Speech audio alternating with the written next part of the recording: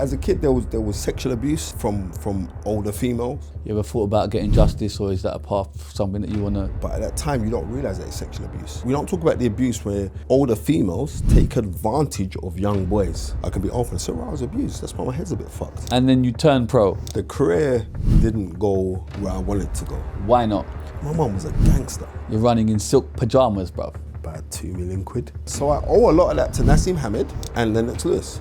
Let's talk about Fury right now. Can you do it? There's only one thing in boxing that's undefeated. What's that? That's Father Time. Side note, did you see that video years ago of Julius Francis as a bouncer knocking out that guy? I'm sure that guy's related to you. But you're telling me that Arab money is going to stop? Anybody would want to come out to see, and that would be Tyson Fury versus Anthony Joshua. Is this when Tyson goes Brixton and shuts the hole? You know what? I brought down Brixton. Thoughts on Ben Whittaker doing the showmanship in the ring? Is that needed? Eddie Hearn and all them man there, fair play to them, because that man will say, you know what, I ain't gonna lie, Spence, you was kind of like a mentor to me. When I first come through, right. I was the youngest ever black boxing promoter in the UK. Everything's going so well, why do you stop promoting then? So I'm like, I don't need to do this anyway, that's cool. Side note, Simon Jordan today was making some, I don't know. Colonialism, right? Yeah. That's very strong, right?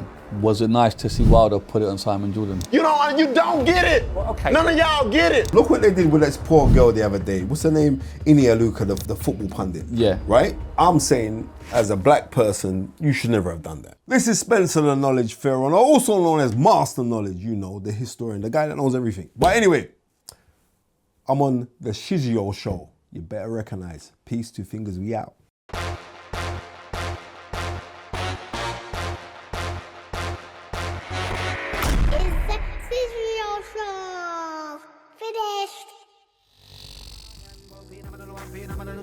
Streetlife is the only life that we know. Ghetto life, down in the ghetto we born and grow. No.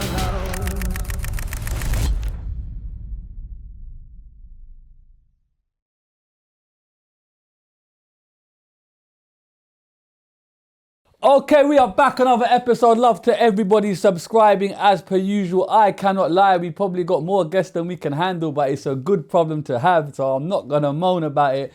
Love to everybody commenting, subscribing. You can catch us on Spotify, YouTube, all that good stuff. Real special guest in the building. I'm talking legendary status. I don't even know how to give this man an intro because he's got so many strings to his bow. But what I do know is the Patek is on. The black Range Rovers that I'm pulled up. It's gangster time, baby. The knowledge is in the building. Spencer Fearon, come on, bro. Thank you very much for having me on the show. It's been too long now, man. It's been about 2 years. You've been ducking me for 2 years. You know what it was? I love to hear this. It was nothing to do with you. No, it was. I took it personal. Seen how the show has been going. Right. And it's busting, man. It's really, it's just taken off. And it was nothing to do. I just didn't want to do that travel, man. Is that what it was? It was, seriously. Is that what it was? You come in some new Range Rover, bro. It's not even like you was driving, brother. No, I know, but you know how it goes. And also, you let it come on there and look, I see the Shizzio, look at this. I want one of these, bro. It's like, look at this guy that's looking all fancy and everything. You come dressed like Shaft, bro. You get me? I know, but I had to raise it up, you know what I mean? Because I was going to be, I knew I was going to be beside the Asian Jesus. So therefore, you know how it goes. And I will turn the water into wine. Hear what I'm saying? Do you know how I know this is special, bro? You're very fly, that's one thing. The Range Rover's landed, that's 2 things. Right. Third thing is, whenever I've spoken your name out there, a lot of people tell me this brother is known. Yeah, respectfully, your reputation has preceded you in a good way. Well, and there's certain man that I know, when they say your name, cool. But there's one cherry on this cake, yeah? You see this guy in the back called Oz, yeah? He's the money man, yeah? He don't come nowhere, bruv. This brother don't come to a single show, nothing. No? Yeah? No, bro. That's my family. That's disgusting. No. I love that. He's busy, he's making money. I respect it, yeah? Okay. But when he found out you was here, he's sitting there, bro. I mean, like, Oz is a real one. You got to say? I ain't seen this brother properly. I haven't seen him in about 15 years. Yeah. So for me to come down here and then to see Oz, I'm like, rah, I haven't seen Oz in a hot minute. You know what I mean? And he's still looking in shape, still in condition. He runs a gym now. He's got a couple gyms. PT1, yeah, and NSO I know he's doing fitness. some madness in his property stuff and all the rest of it. And I used to race, you know, because he used to have a bad boy Porsche. You said that off camera. He had a Porsche Turbo, you had a Ferrari. It's something like that. This is the rich man talk that I don't... So we used to race. So like, legally?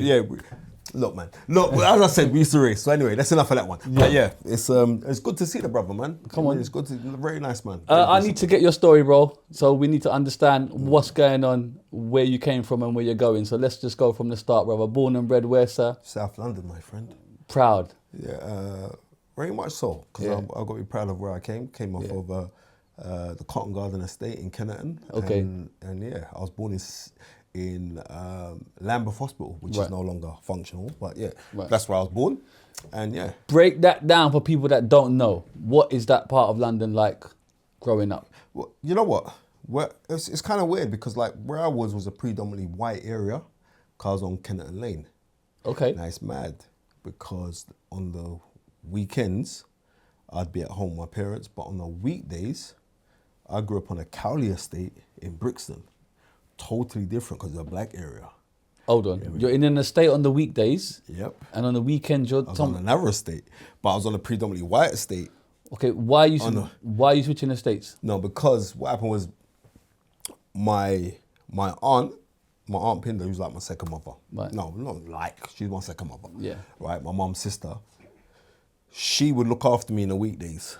Okay. Right, so all of her siblings, Donald, Carol, Owen, like all of her children they were my brothers and sisters. Yeah. Even though they were my cousin, but they were literally my brothers and sisters. Everyone thought we were brothers and sisters. And then on the weekends, I'd go home. Okay. So I had the mix of two cultural identities. Not to get too personal, but why are you at your auntie's for the most of the time of the week? My mom and dad, vice versa. No. My mom and dad went to work. My aunt was my guardian in the week in the weekdays. So my aunt looked after me. Okay. Yeah. Are you outside a lot as a kid? All the time. What are you doing outside?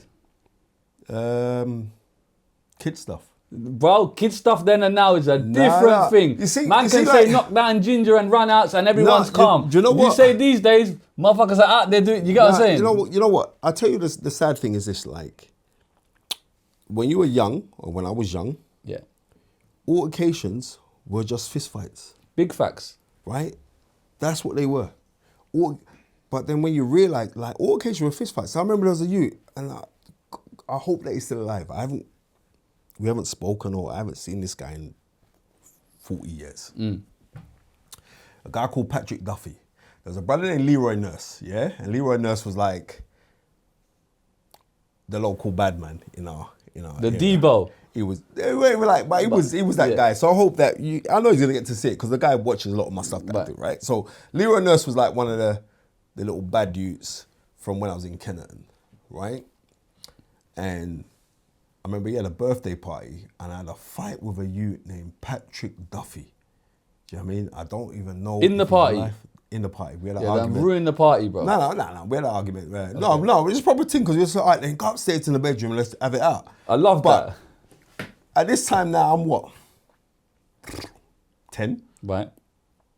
And he's 12. Now, if you're a big man, them 2 years gap don't mean nothing. It kind of does, but yeah, I hear it. Yeah, right. No, it don't. But you see, when you're a kid, that 2 years, he's got man strength compared to me. Like, I remember, like, I'm saying, I'm just gonna punch this little Irish ginger kid. I said, I'm gonna punch the living daylights out of this guy. I've gone upstairs to go have it out. And bro, you know, I was hitting this brother, punching him, and it literally did nothing to him. And he smashed me. And like, for the whole of 6 weeks holiday, every time we'd see, it was on, we're fighting. Oh, is it? Every time we see it, on until we just became mates. Because like, we must have fought about 8 times, I must have won 7. You just said that you lost one, bro. I must have won about 7 times. No, I won about 7 times. But the first time he gave me such a beating, it was unreal. Okay. It was a terrible beating. And I was like, I just went away like in them Kung Fu movies. I must get revenge. And I ended up going to the boxing gym. Right. And then that was my course in boxing. But it's because of this brother, Patrick Duffy, because he punched me up in Leroy Nurse's birthday party. So he's the reason why you go into boxing? He was the reason why I got into boxing. Swear that. Okay, put that aside. What else are you doing outside as a kid? Outside as a kid? Are you kind of crossing the lines? Are you? No. No? You're good? No. Do you know where your line is? No, this how it goes is this. I've been fortunate that as a kid, I was enrolled into Sunday school. Right. Really early. And this is something like, and it's not viewed to get onto religion or anything like that, But I was enrolled into Sunday school. The Tabernacle Church is still open today. It's mad because I drove past there the other day and I just went into the church I'm not Christian anymore, but regardless, morals are morals. And the moral compass guide that was given to me as a child, I am so grateful for. You know what I mean? Or the love that I received from people of a community, black and white, was unprecedented. So from the ages of like 4 years old, I was enrolled into Sunday school in the Tabernacle Church, and they would come around in a minibus and pick you up, and all the kids have to go, wow, yeah, on a Sunday, they pick you up and they'll take you to the Tabernacle. It's still open right now at Elephant Castle. It's a beautiful place. And I'll go there, and there's a man, Dr. Peter Masters, who preached the word of God there and all. But they would have like Friday club. Then you'd have like prayer meetings on a Wednesday. So I was enrolled into that. Right. Because I was enrolled into that, I got taught history on another level from the ages of 4, 5, 6, 7, 8, like deep history of people like William Wilberforce, him with William Pitt the Younger, who stopped the slave trade. These men were deep Christians. So I got taught that from young. So I enrolled in there. So I never really had a chance to be on this road thing or outside. Right. Never had a chance to, but at the same time,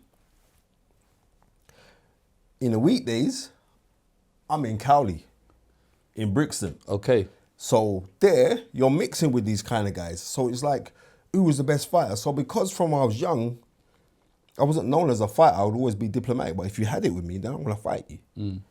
So because of that, all the guys who were like seen as bad man, they kind of respected man because I was going boxing. And at that time, there weren't a lot of youths, especially black youths, who weren't boxing. Right. So because we was in the gym, it's kind of a different kind of respect that you had. So because of that, it's like I was never really outside, even though I knew all the youths them who were outside doing their bits. But it was a kind of mutual respect kind of thing. What? And they never tried to get you on that side. There wasn't no, a peer pressure to you go and say. No, but also because like I had older cousins who were doing their bits. Like I had one of my cousins, like he started his own business as a plumber. But just to have your own business as a black man, then I'm like, rah, that's something to aspire to. My other cousin Donald was a fireman. Right. You know what I mean? So, and it was like, and then from then he works with care homes now. He's got his own care home. So from then, when you're looking at things like that, you're saying like, I never got given the chance to not see productive people. Yeah. Then I got my sister, a university graduate, she's got an MBE. Older or younger? Older sister. Right. Like it's 18 years difference between me and my sister, right? So I've been very fortunate how I was to grow up because I got to see You got role models. black kings and queens. Yeah. Not many people actually had that, right? But I grew up seeing that. So because I grew up seeing that, it was totally different for me. It was how can I say? It was elevating. Yeah. Yeah. Your parents strict? My mum. They bust you, brother? Because back in the day, man got... You know what? Man got bust up, you know. You know what? My mum, That's a yes. God rest her soul in paradise. R.I.P., It's like R.I.P. been like 4 years now. It's coming up 4 years, and it's been this year's 21 years since my dad's passed. Right? My dad was kind of lenient with me, right? But you see, my mum was a gangster. Now I'm gonna be real. Like on my estate, like guys will talk. Spencer's mum, because they knew my mum weren't having it, bro. But I remember one time. I must have been 8 years old, and I told a story, and it kicked off like you're out playing, and like some white man kicked me, and I fell over and scraped my arm. And I got up and I went home, and my mum saw my arm, it was scraped up. So she said like, what? So my mum went out. She went out it's a place called Dryden Court where all the shops were. And this is where this white guy was hanging out. My mum went out there and punched him up. Punched him up. My mum was that person. My dad was very placid. Like, my mum would go kill him. No, Daphne, calm down. My mum, no, I'm going to kill him. That's how my mum was. So that's my mum. My dad was totally different. It's like I said, me being in Kennerton, and at that time we had a few black families on our estate, and there's a couple houses behind us where like my best mate Country, where he was the Clotty family. You know what I mean? So massive big up to them, right? They lived across the road. So we had like, where I was, 1, 2, 3, 4 black families. Right. The rest was all white. So certain times you would get horrendous racism. Okay. Yeah, horrendous racism. You know what I mean? It's from spitting on your door. You know what I mean? It wasn't like knock down ginger, it was just particularly just knock on their door, right? It was How all old that are kind you of when shit. you're seeing this? I'm seeing this from, I don't know, about the ages of 5. Okay. Right. So I'm seeing this, people spitting on your door, all that kind of shit, right? Until my mum punched up one of the dads, then everyone knew, like, rah, don't really. Everyone stopped. Don't fuck with them like that. Right. They stopped. But yeah, it was horrendous. At that time, it was horrendous. Sometimes you got to do what you got to do, innit? No, well, you know what? I'm saying like my mum, how my mum was, and loads of people can testify. I wish I had my mum's punching power when I turned professional. My mum could whack. She was on it. No, my mum was that person. She What was did you like get them on it. whacked though? No, I got beaten from my mum. I can remember the beatings. I'll tell you a What story. did you do? Yeah? One time I was mucking around like on my staircase, and you know you got like the Hoover utensil that you take off. It looks like a knife where you use it to clean up the sides. Yeah. So I've got that, and I'm playing, thinking that I was 8 years old. I'll never forget the story. I was 8 years old, and I'm playing on the staircase. I'm climbing up and down the staircase, thinking I'm Tarzan in my brief, my wire fronts, and I got the little thing on the side. So I threw it down the stairs, and it bounced off the wall, and it hit my mum in the eye. Oh, wow. I remember like, my mum come up, she said, oh, so you're a bad man. And she chopped me in my neck. Judo chop. Judo chopped me in my neck, right? And my neck swelled up and I couldn't breathe. And I remember my mum ran downstairs and jumped on the phone, and she rang my sister. She said, Lord Jesus, Leonie, me think me kill him. Me think me kill him. So she's threatening her. Right? She's threatening them. She's my sister on the phone. Don't worry, mommy, I'm going to be there in a minute. And my sister comes down to the house. She comes to the house now. My phone swelling up now. She said, we got to call the ambulance. And my mom said, Lord God, what? The social services here. Then we're going to take him away from me. And blah. And she's panicking. My sister, don't worry, mommy. We're going to sort this out. So they ordered a cab for me to go to St. Thomas's Hospital. So while I'm in the cab now, sat down, my sister just turned to me, just listen, yeah? This is what happened? Yeah? You dropped on the staircase, you hit your throat, right? Hold me my What? chest Yo, down, just my listen. hair, man. Right, one of them ones, right? I'm like, Pulling my hair, fam. I'm like, what? So I've gotten there, and they had to give me antibiotics and blah, blah, blah, and all the rest of it. And I remember some gunk come out my throat. I hucked it up about a week later. But then I remember like the week after that Saturday, my sister and my mum said, come on. I said, what? And they took me to Hamley's. And they said, you can pick anything you want. Okay. Because you played the game. You didn't rat us out. And I remember I was in there buying up Action Man. And them Action, if you're an Action Man with the eagle eyes, don't muck around. I was picking up Action Man, the tank, everything. Steve Austin with the bionic arm. I got all of that. But that's when I learned just to keep your mouth shut. Yeah, I just felt the kung fu grip. Like, bro. bro, it was serious. It was serious. Just to stay on your side. It was serious. I just felt the gene power there. Yeah, bro. I'm telling get you. me? So, I'm telling so I believe it. Cause listen, in school, how are you? Are you studying? What type of kid are you in school? I was very quiet at school. Okay. Yeah, seriously, I was really at school. I was really quiet. Introverted? Very much so. Yeah. At school, very much so. In primary school, I was very introverted. Then in secondary school, things started to change. Okay, why? I'll tell you why. When you're in primary school, you're more trying to find your identity. Yep. When you're in primary school. But then the sense of identity really came for me when I started to go to the boxing gym. Right. And when I started to go to the boxing gym, in the gyms itself, I was pretty decent because I could emulate things. I could watch guys like they were heroes like Sugar Ray Leonard or Muhammad Ali. I could copy them and do their stuff. So because you could do that, it was like you were kind of more standout at school. And not only that, but I was madly in love with boxing. I don't think people realize when I'm saying like I was madly in love with boxing, I was madly in love with boxing, not just for the fighting, but I was madly in love with history. Okay. Because like I would get these books, and sometimes you'd get some pictorial history books as well, and you'd open up and you'd look at these beautiful human beings, especially fighters of like the 40s and 50s. The fighters of the 40s and 50s, that's that kind of jazz era where they were always smartly turned out. They had a certain vernacular about them, which was just elegant. So I'd look on guys like Joe Louis, Ezed Charles, Jersey Joe Walcott, and I remember there was a picture of all three of them in a boxing ring together. And this is like 1950. They're all in a ring together, and they're all turned out immaculate suits.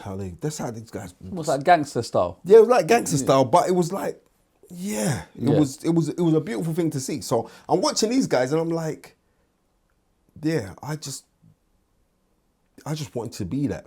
So I would daydream religiously. So I'd come into school, I'd have to do schoolwork and all the rest of it, but I'd always have boxing magazines with me. Right. And in the back of the boxing magazines, they'd all have the history books, the history bits on them. And it's like I was just enamored about boxing history, especially when I'm seeing these men who were kings, right? But these were kings who I could identify with. So my heroes were the guys that I could identify with, like everybody else's. Yeah. We'll look on you guys who you can identify with. It's different now in today because your heroes are just your heroes. Your heroes haven't got to be like to a racial coding. But if we want to be truly correct about it, we say our racial coding is that we're all one human race. But I'm saying guys that I could identify with. I could identify with looking at Joe Louis. I could identify with looking at Sugar Ray Robinson. I could identify by looking at Muhammad Ali. More so Muhammad Ali. We played a massive part in my life. So when I'm watching these guys, I'm like, I want to be like these man. Right. You know what I mean? I want to be like these guys. I want to be like these guys. So when at school, I had it in my head, I'm going to be world middleweight champion. Okay. Right? That was it. That was it from early? From early. I want to be world middleweight champion. I want to be... There's no plan B. No, plan B? Right. That's what I wanted to be. But more so than anything, right? There was a time where it wasn't a case like, I just wanted to be famous. No, I wanted to be respected. Right. More than anything. And there was a time when, because you're young and you can say because of adolescence, you do want to be famous, or you do want to be known, or you do want to be, but it's the guy, right? You want to be the guy, but when that doesn't happen, right, then you have to realize that you want to be a champion, but the major thing is that you champion life. You know what I mean? Big facts, right? And that's the thing. And like, if I can wake up every day and know that I'm championing life, that's key for me. Do you know what I mean? That's key. Right, you're going gym, boxing. How many times a week are you going? Are you really doing this thing?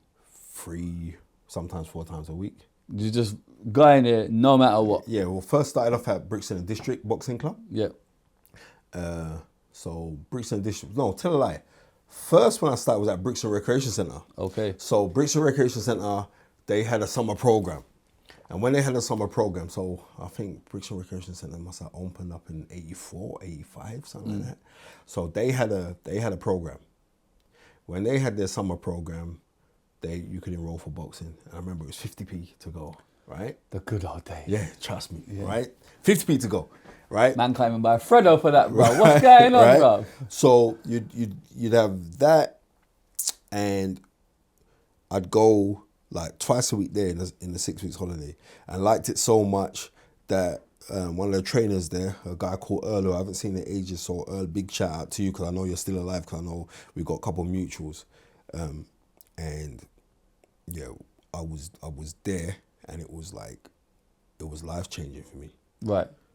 Yeah, it was properly life changing for me. Do you take to it like a duck to water, or is I did, but this is the thing. Like, I did take to it like a duck to water, and I remember like being in there and sparring, and yeah, I remember the first time ever sparring. Right. Give you gloves and that, and usually like you see all the great champions, they tell you, the first time I sparred and they got beat up and and all the rest of it. That weren't the case for me. Okay. My first time sparring, I remember I smashed this kid to bits, right? And you get kind of a little big headed. You think, yeah, I'm the man. And I remember there was a brother, and I remember his name, Victor Frazier. Right. Yeah.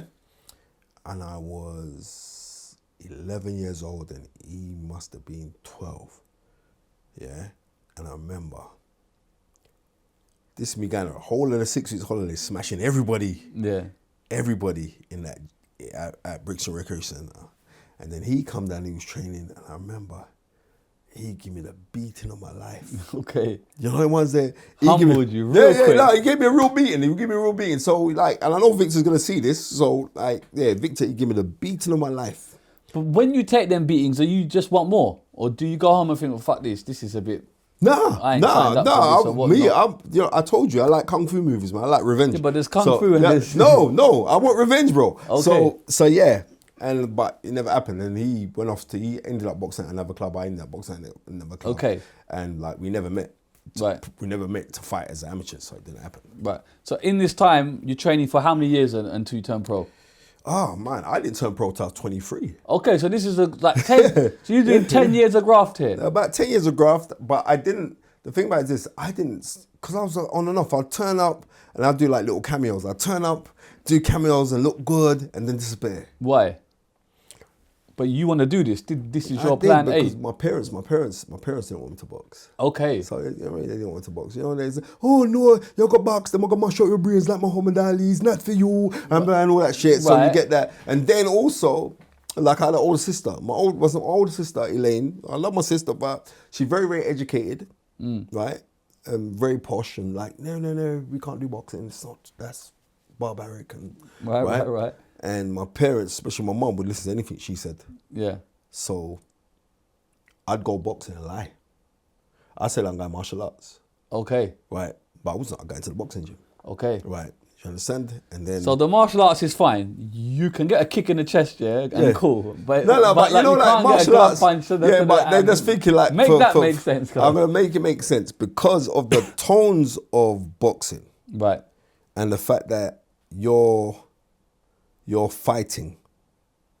And you find in martial arts, isn't like Bruce Lee on the screen, bruv? Nah, Enter you're the dragon. not really. There's not really contact. You think like, I know what you mean. It's not really contact. I know what you mean. So that's why. So you're lying, basically. Yeah, I was lying to my parents. Okay. Then I presume they want you to go down the educational route then, if your sister's highly educated. Yeah, is there but that I pressure wasn't, to I do wasn't that? I wasn't that smart at school. So then, I'm just going to be real. Not like I was dumb, but I just wasn't that smart. And you got to think like, my smartness right now is like I'm really good at retaining information. Right.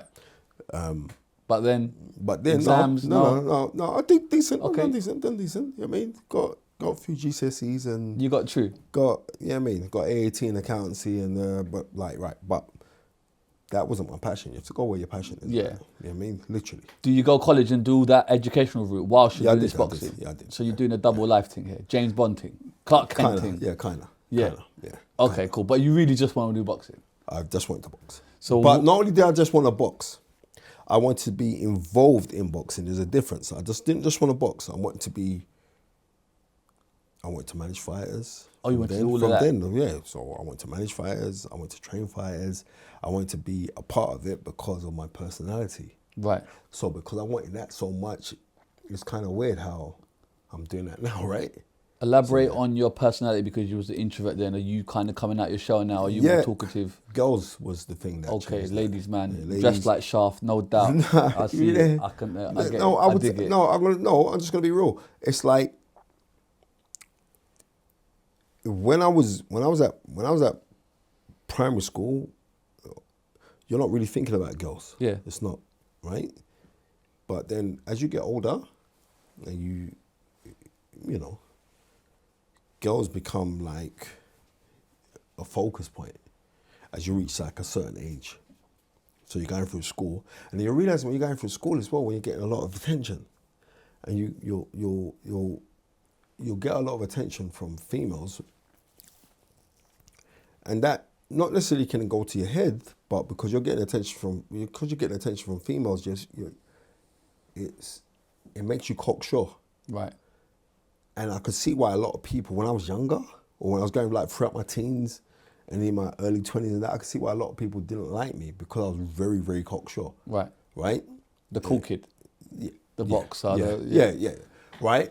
But don't get twisted. There was other guys that were way better than me in boxing. Yeah. But they just They're them lacking times. swagger. They're lacking you get what I'm trying to say? You get what I'm trying to say? Like, they was knocking out heads and everything else, but they knew, like, when we was going out on a Friday, like, everyone's going Fridge Club on a Friday night in Brixton. Fridge, or, you remember Fridge? I know you know what I mean? Fridge, When you're yeah. going Fridge, or, you know what I mean, you're going Maximus in the weekday Yeah. on, what was that, Tuesdays Maximus, or you're going Grand Connaught Rooms, or you got, as them times there, everyone knew, like, right, when I turned up, I turned up. Right. And like, my dad always taught me, like,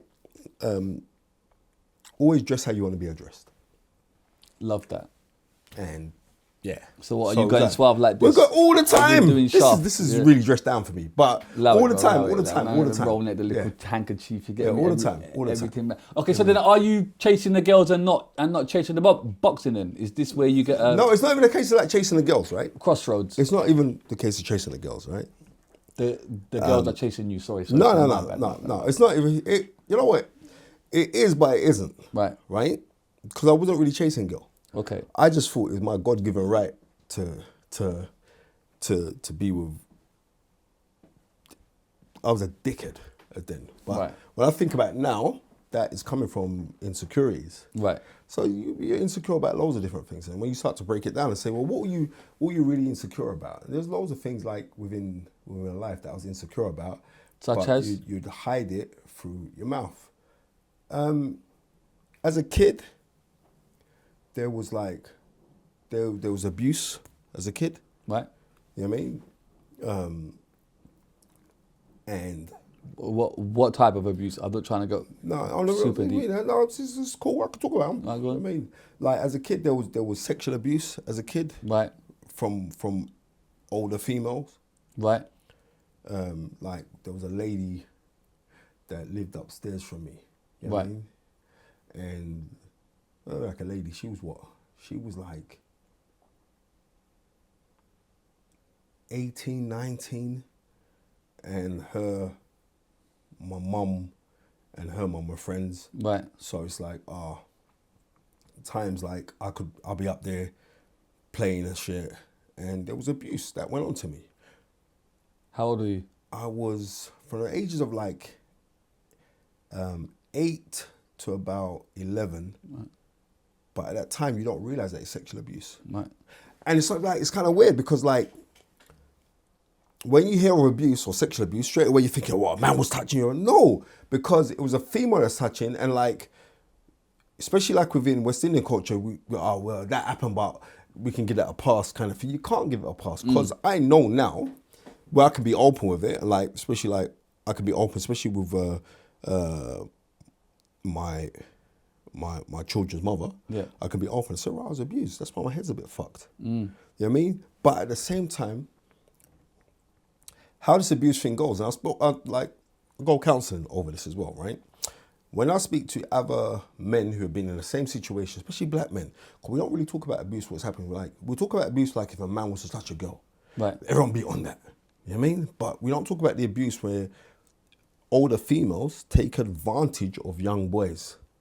And it goes on. But the trickery of this is like, for the boy, he doesn't even know it's abuse. Mm-hmm. You just think, right, what? I'm touching up breasts, some private parts, I'm putting my private parts, but that literally fucks your head. Yeah. But we don't address it, and it's damaging because I know because of that, I've been in loads of relationships which I know I should have held on to, and I didn't hold on to because my head wasn't right. And then as my excuse now, I would deliberately have loads of females. Right. I would deliberately be in relationships and cheat for no real reason, but just to cheat. And the thing why we have to safeguard young boys is we're looking on abuse to the fact of like, if a man was to touch a girl, yeah, we'd kill him. But if it's the other way around, where a female's doing it, we're looking at like, what would she do? Or what did you do? Not realizing the psychological traumas that it has on you or the damage that it has on you. And then like, this is the first time I've openly spoken about it. But to my close net friends, I'll speak about it because I know like, we want to protect children. because children are innocent. But when that innocence is taken away, you don't look at the value of a female, because that's been taken away from you. That's been stripped away from you. And that's what happened. That went on for a few years. Can I ask why you're speaking about it now? Is it just, have you processed it? Is it time? What is it? Does it just you know feel what? right? You just got me on a good day, because what happened is this, like, after my mom died, yeah? Yeah. After my mom died, after my mom died,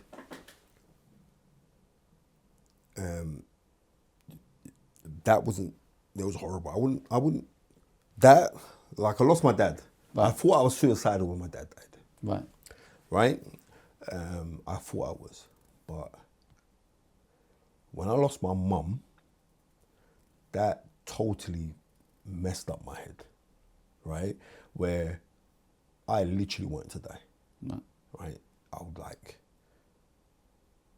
I would wake up in the morning, take the kids to school, come back, I'd jump to bed, put the covers over my head, don't talk to me, nothing, you know what I mean? I went on for that for like a little while. So then one of my dear mates, I have to big him up, Paul Flynn, he's done really well for himself, so I've got props to him, right?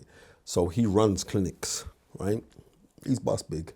And he was like, he phones me up and said, how you doing? I said, I'm not in a good place, bro. And he goes to me, you know what, Spence, I think it's time, I'm gonna get you to do therapy.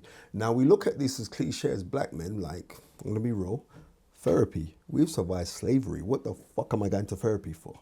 You know what I mean? No, go to therapy. So he enrolled me into therapy, got a therapist, and we spoke for a little piece, and I now offloaded everything. And he was like, you know what, Spence? Yeah,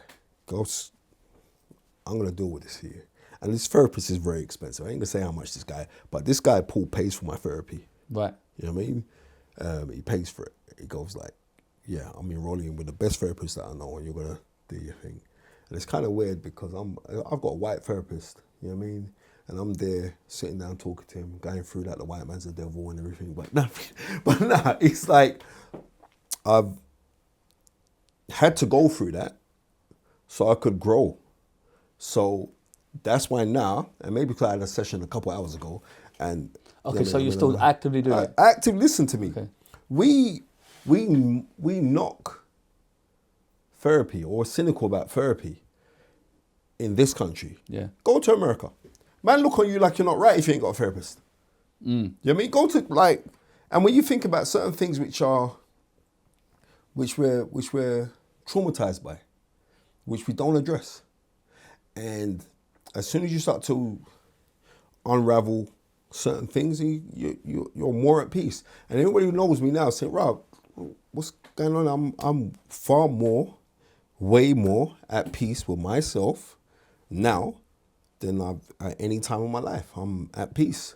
But I'm at peace now simply because I understand the law. And the law is quite simple, that you don't need to strive for value. Now, I'm saying to you, I know like certain things I was doing was coming from insecurity, but it's insecurity through trauma. Yeah. As soon as you start to realize that you are actually the value, you won't strive for it because you're working from value. And it's taken me ages to realize that, right, I'm actually working from value. And no matter how much I could say, yeah, I'd think like, yeah, I'm fly, I'm this, I'm blah, blah, blah, what? I'm a hot boy, you know. I was like, I was the sweetest boy out there. You couldn't go from one era to the next era that a girl didn't know me or I weren't seeing her or this, that. But like I said to you, because I was striving for affection. You know what I mean? Until you realize that you are the value and truly realize that you are the value, then everything else comes aligned with itself. You know what I mean? Did you ever tell your mum about what happened? No. You kept that? No. It's kind of weird. Like, what was it about 2 years ago? About 2 years ago, me and I spoke to my daughter's mom. Two beautiful girls. I got 3 beautiful girls, and I told her, and she just burst out crying when I told her, because things weren't good between me and her, especially after Mom died. But I just after I'm going through therapy and stuff, and I said, like, you know what, let me just tell you. I'm not using that excuse for my behaviour or anything else, but I'm just. Is that the first time you told someone outside That's of the therapy? first time I've told someone outside of Therapy. Outside of therapy. Right. That's the first time that I've told someone outside of therapy, and she just broke down. But what that was an alleviant, because you're not held captive to it anymore. Mm-hmm. You know what I mean? And then say, that's really brave, or that. No, it isn't. What is really brave is if I'd have told someone when I was a kid that was happening. Right. I'm a big ass man with children and mortgage to pay and car bills. How many years and after, this, sorry, that. did you make this public from the event? Sorry, what are we talking? Did I make this public? How many years? Yeah, what are we talking? 20, 30, is it 20? What? 30, Okay. 35 years. I'm trying to get context. Right, so okay. I'll be there. So You kept that in. Yeah, You kept that I kept that in. Right. You know what I mean? So I was saying, like, the major thing is, like, but what that does to your head as a child, because, like, what will happen to you as a child, and I've spoken to quite a few men who have been abused, that they will actually start falling in love with the abuser. Right. Remember, you're a kid, I'm a kid at the time, and I ain't gonna lie to you, the person who was abusing me was actually stunningly beautiful. Right.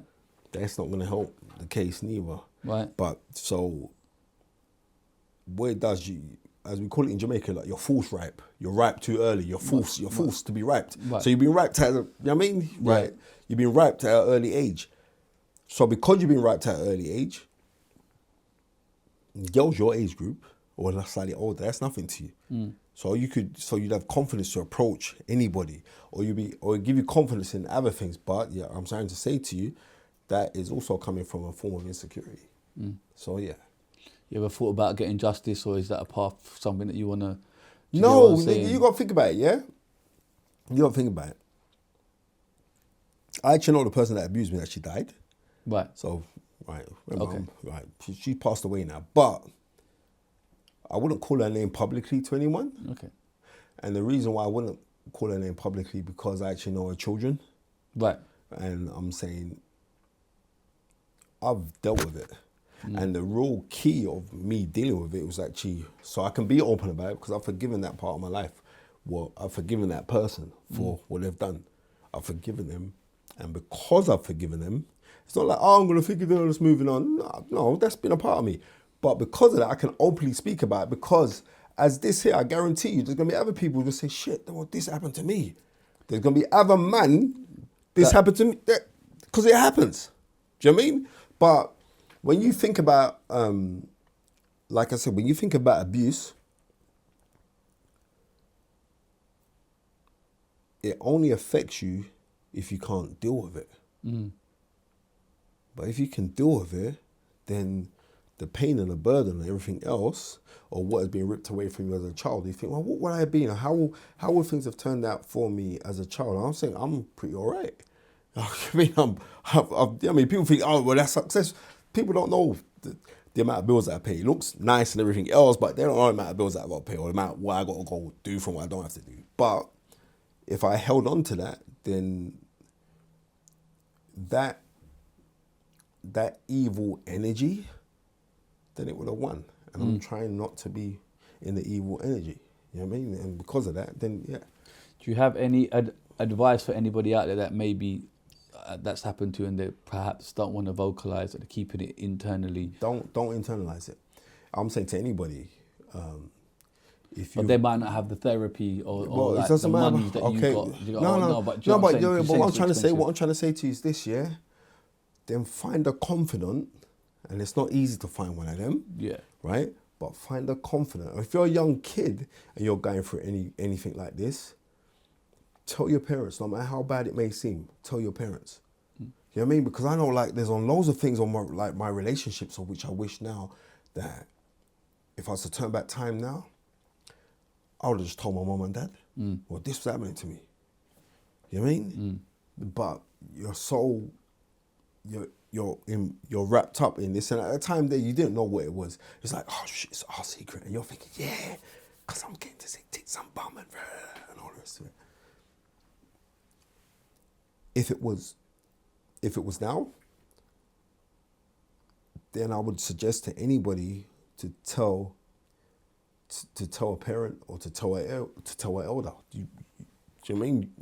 Because people steal people's childhoods.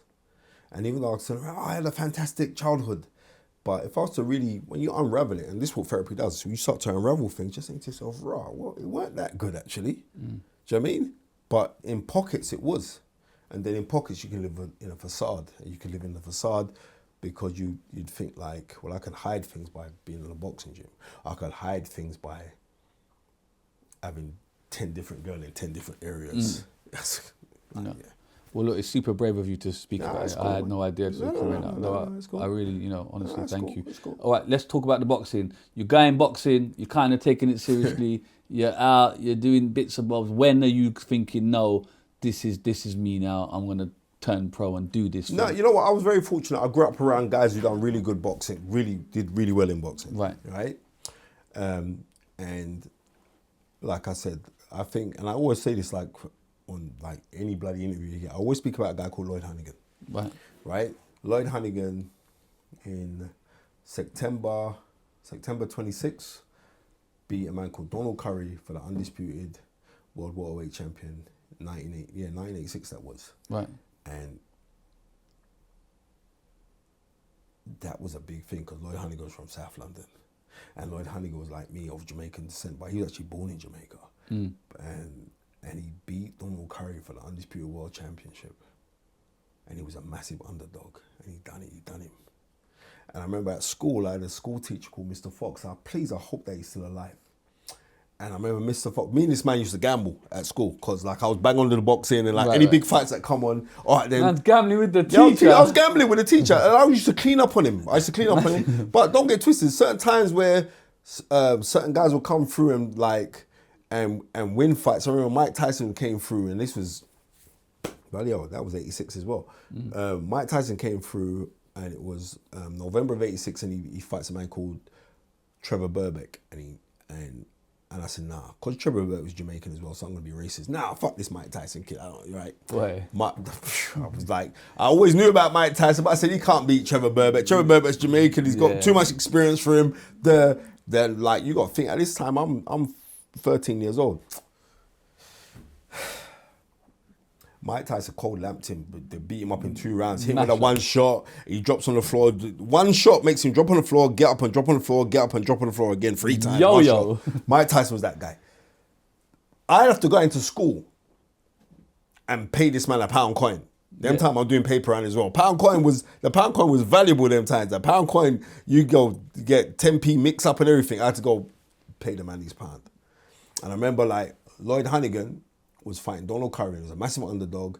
And I was so certain that Lloyd Honeyghan was going to beat Donald Curry. I was saying, brother, I said, let's increase up the bet. Man, up the ante. £5, rude boy. £5. Right? That's £500 in today's money, folks. It's about 2 million quid. Yeah, right? I said £5. I was doing a paper round then as well. I was getting £8 a week doing a paper round. And I said, yeah, £5.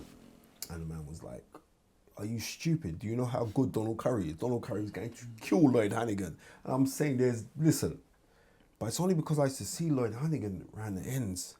Of course. You know what I mean? Back in the... Right. He used to have a 3 Series BMW, not the convertible, the ordinary 3 Series. When he beat Donald Curry, he got a convertible. He was the first man that I knew on the ends that had a convertible BMW. Yeah. Right? And I was like, nah, Lloyd Honeyghan going to do him. Now, if it was me now today, I would have been on Donald Curry saying Donald Curry's going to kill Lloyd Honeyghan because Donald Curry was a badass fighter. Yeah. And Honeyghan just went there ragamuffin style, because I used to call him the ragamuffin man, and done him, stuck it on him. Like, not no little stucks, that's bad man thing.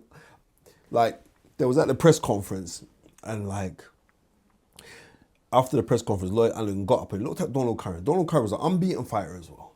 And so was Lloyd, but he was an unbeaten fighter who was just incredible. He was undisputed champion. That means he had all 3 belts.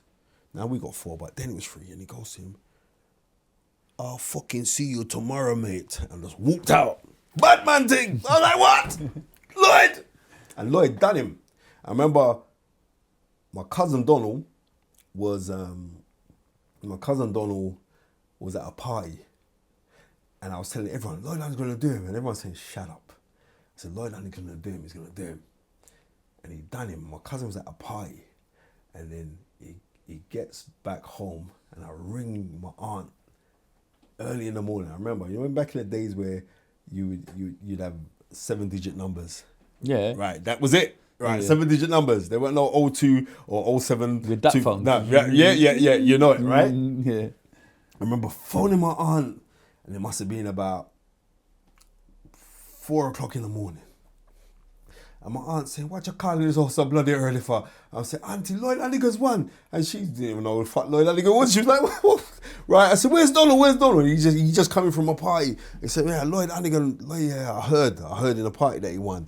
And like from then, I said, right, you know, I'm getting bare money on Monday when I go to school. I go into school and Mr. Fox was there. He said, come here, young man.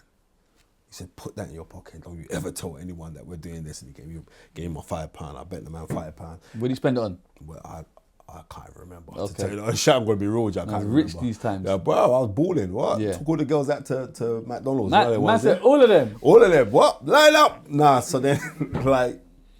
Is this when you take it serious now? That's when I knew, like, right, I can really dictate, I can really predict fights. Right. From then, that was me, like, don't get twisted, because I've done some terrible blunders in my time as well, but that was the thing that kind of bust me from then, because I used to argue with boxing. So because I would argue with boxing, I always wanted to, when Lloyd Honeyghan became world champion, that was a big thing for me, because then I thought, like, you just done it, like, yeah, anyone can make it in this thing now. Right. Yeah, that was it. So then you do take it seriously, Yeah, fully. I do take it seriously. Like you're fully into it. I'm fully into it. And then you turn pro. And I turned pro at 23, yeah. Right. 1997, I turned pro. Right. Yeah. What was that choice? Was you just ready to turn pro, or the trainers are saying, right, it's time? What is this? No. What it was this, like, guys who were my seniors, like Danny Willams, in my club, there's Danny Willams and Wayne Alexander. Yeah. There was also a guy a few years earlier, a guy called Chris Oko, Right.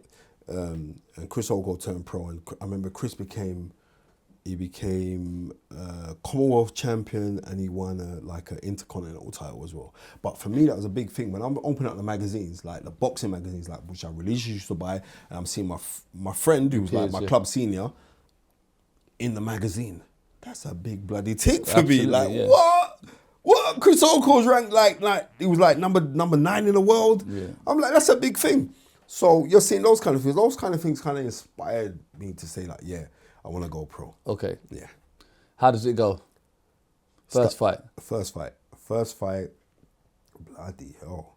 That was June 25th, 1997.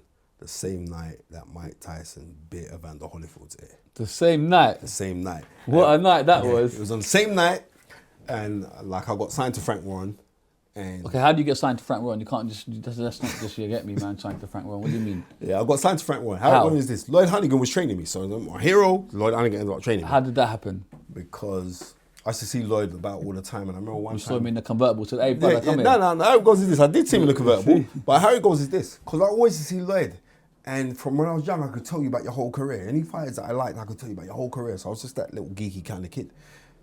And I see Lloyd, and I remember one time, Lloyd Honeyghan picked me up from my school. Brother. Bare points. Brother, I don't think you understand. No, I hear it. I'm telling you, Lloyd Honeyghan. Yeah, you're getting mad. Lloyd Honeyghan picked me up from school, right? He said, yeah, because Lloyd talking like that, right? He said, because I'm just driving through Pimlico. Oh, yeah. And he pulled up to my school, and he see me, and he's like, yo, come, Spence. Do you know, kids from my school, it's over. right, kids from my school still talk about that today. Yeah. They're saying, right, do you remember when Lloyd Honeyghan came and pick up Spencer from school? And he dropped me home. I remember once Brian Harvey must have gone past the school or something. He was gassed at it. No, the whole school was gassed. Like, for Yeah, it's big. Brian Harvey, what, he's 17, don't muck around. Don't muck around. No, He was exactly. so mad, bro. What the fuck? So imagine someone like that scooping you up, bro. Yeah. It's over. Right, exactly. It was a done. It was a wrap. Right. Right? So, yeah, Lloyd. So he's training you or Lloyd sparring Pittman. with you? No, he's training. He's Right. like, so I said, like, you know what? You know what I mean? I've done bits in the amateurs. I remember, like, I won the London Novices, I won the PLAs, and I won the South London Divs. Right. You know what I mean? And Then I said, yeah, I'm just going to turn pro. Because the guys who are around me, who I grew up with, they all turned pro as well. Right. Like Danny Williams turned pro, when Alexander turned pro. So I said, yeah, I'm going to turn pro. And I turned pro. And I was just fortunate that I could talk. You know what I Right. mean? It really did help, right? And because of that, it was like, it helped sell me. Of course. You know what I mean? So Lloyd Honeyghan was training me now. So what happened was, I phoned Frank Warren's office. You just found cold call. Yeah, I phoned a cold call. I love that. Cold call Frank Warren's office. And I went, this is Lloyd Honeyghan's secretary. And Lloyd's got a really good fighter that he wants you to have a look at. And blah. Man, use the So, name. So, Phone jacker. yeah, right? Yeah. So they were like, oh, okay, yeah. I said, oh, by the way, don't worry, Lloyd's just walked into the office. So then I went like, I'm putting Lloyd's voice, I could do his voice really Is good. that what you was doing? That's what I did. Man Right. did an Axel Foley, bro. Yeah, right. So I went, yo, look, Frank, right? I got this kid, Spencer Fearon, really good, you know, right? Got skills, move around like he's Sugar Ray Leonard, you know. And they said, all right, well, offer your word, Lloyd, don't worry, we'll go. And I swear for God, I got a contract off of the back of it. There and then. There and then I got a contract.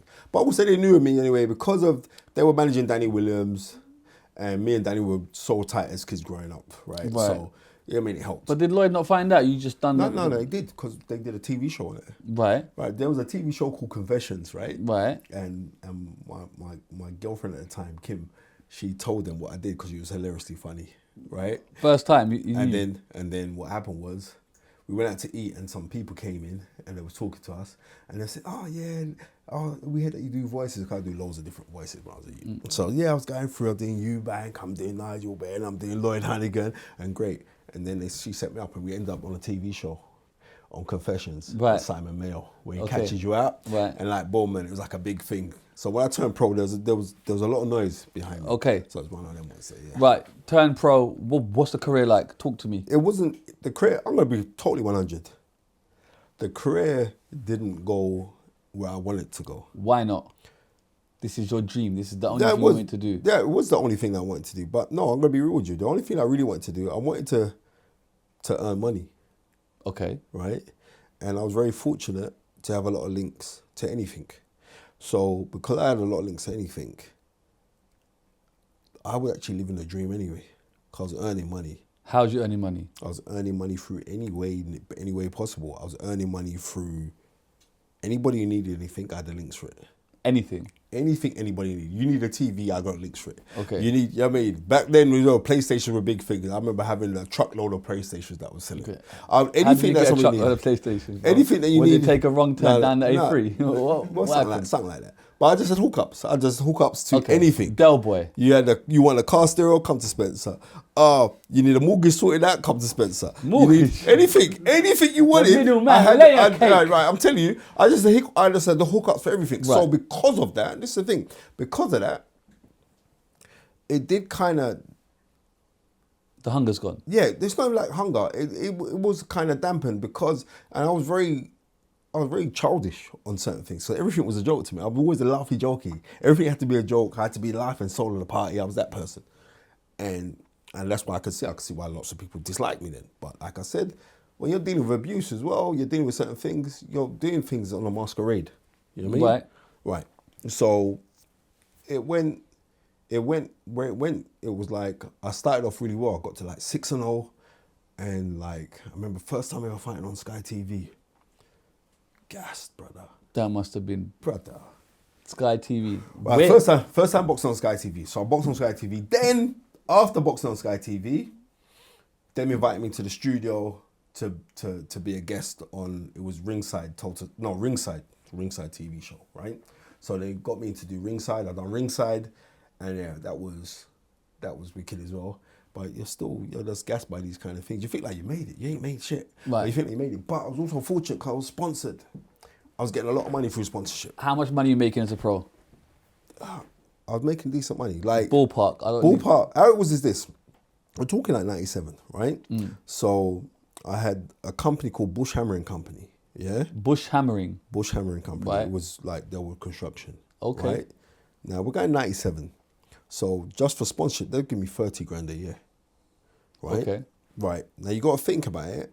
I could buy a yard in them days. Right, of course you could. You could buy two. Right? I said two. So, but I'm trying to say to you, like, I was sponsored. It was good. But you say you care about money. You're making money in boxing. So No. This is what I'm trying to say to you. People think like back then, when you're on the way up, there is no money in boxing. Right. When you just turn pro and you're going through, people think that you're making some big. You're not making massive amounts of money. Right. You know what I mean? You're not. But 30 grand sounds... No, sponsorship. Right. I was getting from. Right. But when you're fighting, you're not making massive amounts of money. You don't turn around saying they're making massive amounts of money when they turn pro. No, you'd have to be a massive star. And even the massive stars at the time, a massive star in the amateurs, even the massive stars in the amateurs, they weren't making big money. They weren't making obsolete money. It wasn't, because the money wasn't there. Right. Like the finance in boxing right now is totally different. The pay scale and everything else is just different. But back then it wasn't. Right. And that's the truth. So you're making more money out of boxing than in? Kind You are. Let's have it right. Yeah, kind of. Okay. Yeah. And is that why you lack the actual discipline to kind of pursue that route? No, because how it goes is this is like... You're running in silk pajamas, bruv. No, it wasn't a case like running in silk pajamas. It's like, you got to think about it. All your kind of your dreams and your desires, you're boxing, but I'm a vicarious person. Like if you're my brethren and you win £1 million, because you're my brethren, in my head, that £1 million is mine. I may not even see a penny of it, but in my head, that's the comfortability, right? And like I'm saying, I've had to go through lots of processes to start to understand myself. And when you start to understand yourself, like I'm saying, like, right, why do I remember all the stuff that I remember? Why is my brain... And people say, nah, Spencer ain't really wired right. And then when you go for it and then you get diagnosed with autism, right? Right. There's spectrums of autism. So mine is because I can remember fight dates and things that happen, blah, blah, blah, and all the rest of it. So I am. But I'm peculiar on how I process things. Right. Right? Now that I know this, it's like I don't beat myself up on anything that's happened in the past. So, you know what I mean? The major thing in me being a pro, it was like my second to last fight, July of 2003, I fought a guy called Dave Walker for the British Southern Area title, and it was on BBC, and it got 5 million viewers on BBC. And I come second best in there. It was a wicked fight. I knocked him down twice. He knocked me down once. He stopped me in the fourth round. It was a wicked fight, barn-burning fight. And it's only now, as an adult, you realise that it literally is about championing life. Because like, and me and Dave Walker are really good friends. Like really good friends. He was very supportive of me when my mum died. He's a white brother. Comes to my mum's funeral. Like if I was me on the morning, say, oh Spence, I'm really sorry about your mum, blah, blah. When's the funeral? I said, it's today. So oh, don't worry, I'm there. And he comes with one of my old gym mates as well, Harry Senior. He comes with Harry Senior, and he comes to the funeral, and it was mad helpful.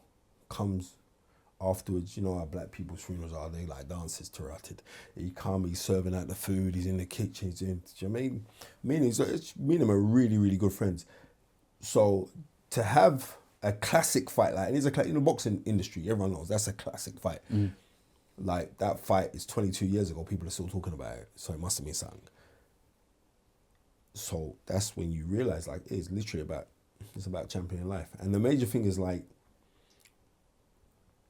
I could have done way more when I was boxing, and I didn't, but because that wasn't meant to be the path. The path is what I'm doing right now. The path is like, because I work with a lot of young kids, a lot of young talent that was coming through. I was out of boxing for like 10 years. From like stopping, managing, promoting, training fighters, I was out of boxing for a decade. I was like, to hell with this. And I got really good success when I was managing and promoting. So me coming back into it now, it's just different because I'm coming at I'm at a different spectrum of my life now. Yeah. And because I'm at a different spectrum, I'm a proper senior. Like, it's like, I don't get offended when you little youngers say, oh, we saying unks. Before I used to get upset, we talking about my young man. But no, I'm taking the unks thing now. I'm on that role. Yeah. Like, and I'm happy with that role. Lots of people ain't happy with that. So you have to find your role. So when I found my role, And I got mad success when we was promoting. Even though it was only for 3-4 years, but I got mad success because I got British champion, Commonwealth champion, guy fight for European title, guy fought for a world title. I'm talking about all that in a minute. Bro. Right, I know. But I'm saying because of that, I was cool. So when I retired from boxing, I know like I wasn't done with boxing because there's way more for me to do. And I'm doing it. So what was the choice to say I'm done? Like I'm no longer pro. I'm gonna hang up my gloves. The last fight, I remember I fought a kid called Gilbert Eastman, and that was 2003, August 31st at Alexandra Palace. Right. Right? And we fought for the British Southern Area title, and he stopped me in 4 rounds. And I remember at the time, my partner and her son looked at me. Her son is like my son to this day, even though we're not together, but he's a big man, but it's the love is so there for this young man, Ramel. And it was like, he turned to me and said, you know what, Spence, I don't like this anymore. I mean, it's all right when you're winning, but he said, I don't like this anymore. I don't like this. I said, don't worry, man, I'm done with this. And nobody around me was ever worried about, what are you going to do now? Because they know, like, Spencer's going to be all right.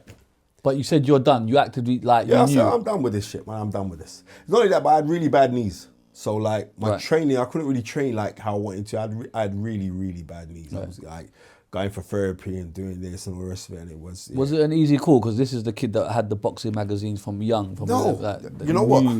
All he wanted to do. There's no plan B. No, you know what? That kid. Yeah, and that's the truth. But what it was this. Realising that, it was hard because, not so because like you're not fighting or you're not getting what you want, more so to think like, you have a camaraderie within boxing, which is nuts. Right? Like it's a brotherhood in boxing. Yeah. It's a family that is a family of all families because look, it's encompassing everybody.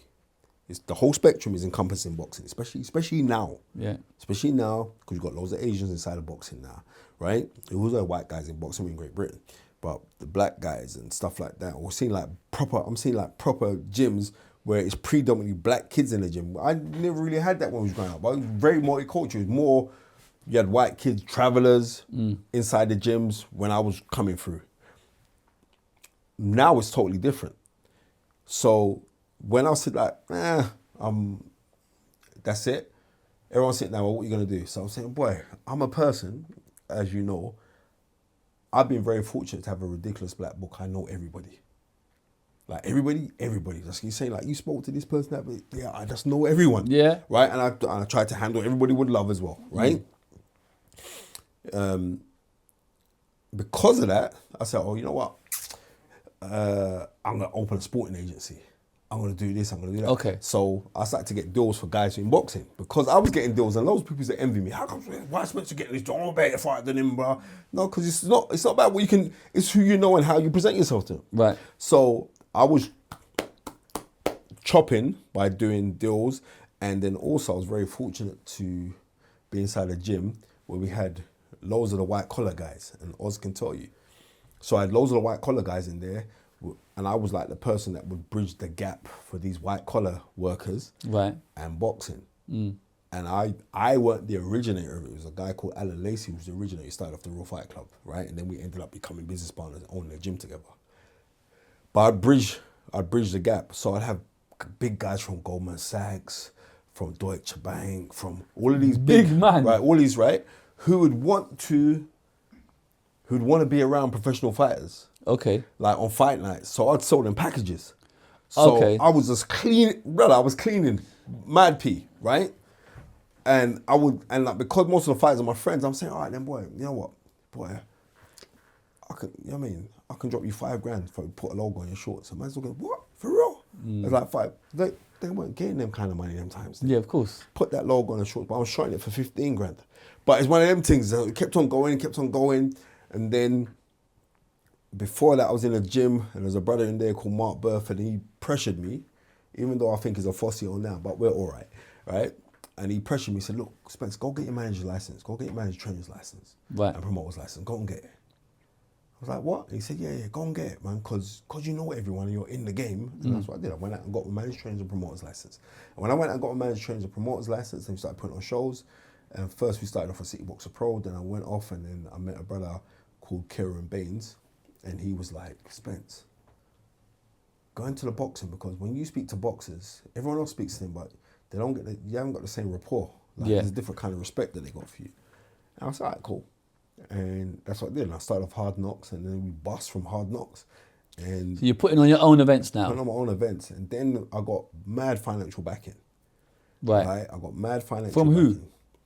From Oz? Nah, I wish Oz is loaded. I mean, I might have to jack him up now. Right. No, so what happened was, there was a company. It was a big scream up on it on Panorama. There was a company called Shamrock Solutions, yeah, right, and a company called Welbeck. And what they would do, they would go to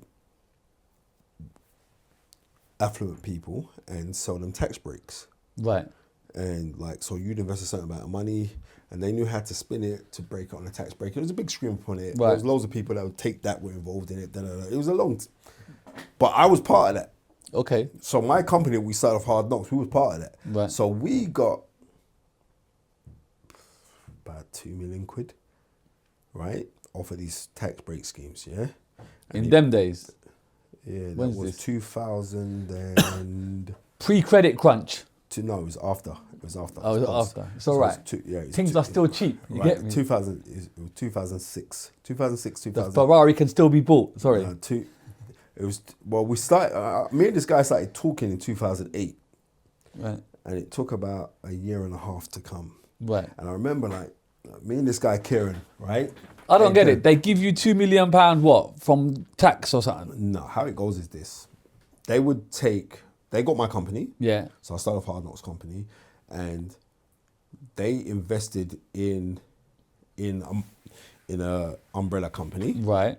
From the umbrella company, they would start to pay out other companies. Right. And we would sell them a product. So the product that I was selling them intellectual property of the boxes that I managed. Right. So they would get a percentage of these boxes that I manage for X amount of years. Right. But they have to fund everything that I'm doing. Right. For me to get these boxes from A to B. Right. And that's how we got paid. Okay. Yeah, and it was a lot of money at the time. Right. But what do you do with the money? You buy a Ferrari, right? We put that on the side, you get me? Oh, you heard about that. So, no, it was not only that. The Ferrari came before then. Okay. So I was making money already. All right. So... Spencer's a hustler, you know. Right. So, original. Right. So what I did, when we had... I put on a couple shows. So like all Ty Mitchell, who you had on your show. Yeah. Me and Ty Mitchell's dad, we did a collab on a couple shows. I got a TV deal with Premier Sports. So we had five fights on Premier Sports. But you gotta remember, at that time there, it's like, I'm a kid, I'm still young. And it's like, it was like 2 million first time. It worked out to like £3 million. Brother, I'm like I was just, trust me, it was so mad. what are you doing? I'm spending money like I'm mad. That's what I'm doing. Are you just losing your mind? But when I'm trying to tell you, like, but everybody who knew me, everybody ate. No, nobody around me that didn't eat. Nobody around me that, you know what I mean? Every minute my mom and dad was going on holiday, God rest their soul. I did bits, and I done a lot for my community. Do you invest it? What? The money? Like, did you buy any? I bought property. I bought a couple properties, right? Understand. Right. But I'm saying, like, I still went nuts. Right. I did. You got it with 3 million them days, right. bro. But it's not free, like, it goes, it's not 3 million. It's like, it's 3 million in the hub that you got access to. It's not like, hey, it's there you go. Million, yeah. Right. No, but it's not like they gave it to you one time, boof. Right. Right? And then what happened was, they had the scream up on the tax. Right. Because a lot of people were doing like movie projects. Remember back in the day, you must know, like everyone's doing movie projects for the tax breaks, and they cut that. So, but our thing was a big scream up, and it was like,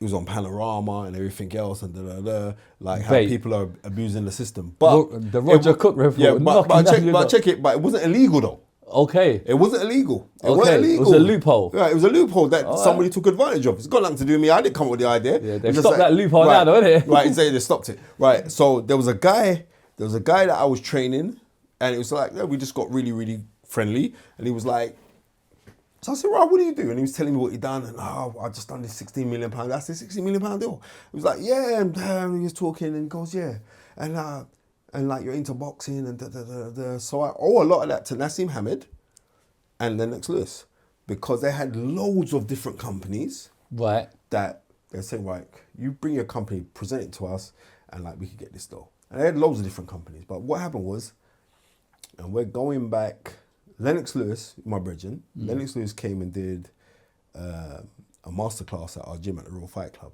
So when Lennox Lewis came and did the masterclass at our gym, he said, yeah, he said, I'm going to bring down Prince. So Naseem Hamed come down, right? So him and Naseem Hamed came down, and they... That must have been a shutdown. Yeah, it was, brother. Check, no, I want you to realise this, yeah? Naseem Hamed came, and we went out to eat. So we went out to eat, and we went out to eat, and I was talking big up Lennox's brethren, Lloyd, as well. I got to big him up as well, Lloyd McCullough, because he kind of phoned me and said, yeah, Lennox Lewis wants to come and do a training camp for kids in London. And like, I see how you're going on, so like, can we do it in your gym? So now I've gone to the senior business partner, Alan. I said, oh, Alan, you know what? Lennox wants to come here and do. He was gassed, like, what? Lennox? Yeah, come on. I was like, yeah, Lennox wants to come and do, to train the kids and to raise money for it. And I remember that day we raised 40 grand. Wow. And we gave it to what's his name? Angus Lawson Trust. And it was for his son. Some man lost his son. He was a big banker though. So when we did that, after that, Lennox said, yeah, I want to go get something to eat. You know the Prince? I said, of course I know Naseem.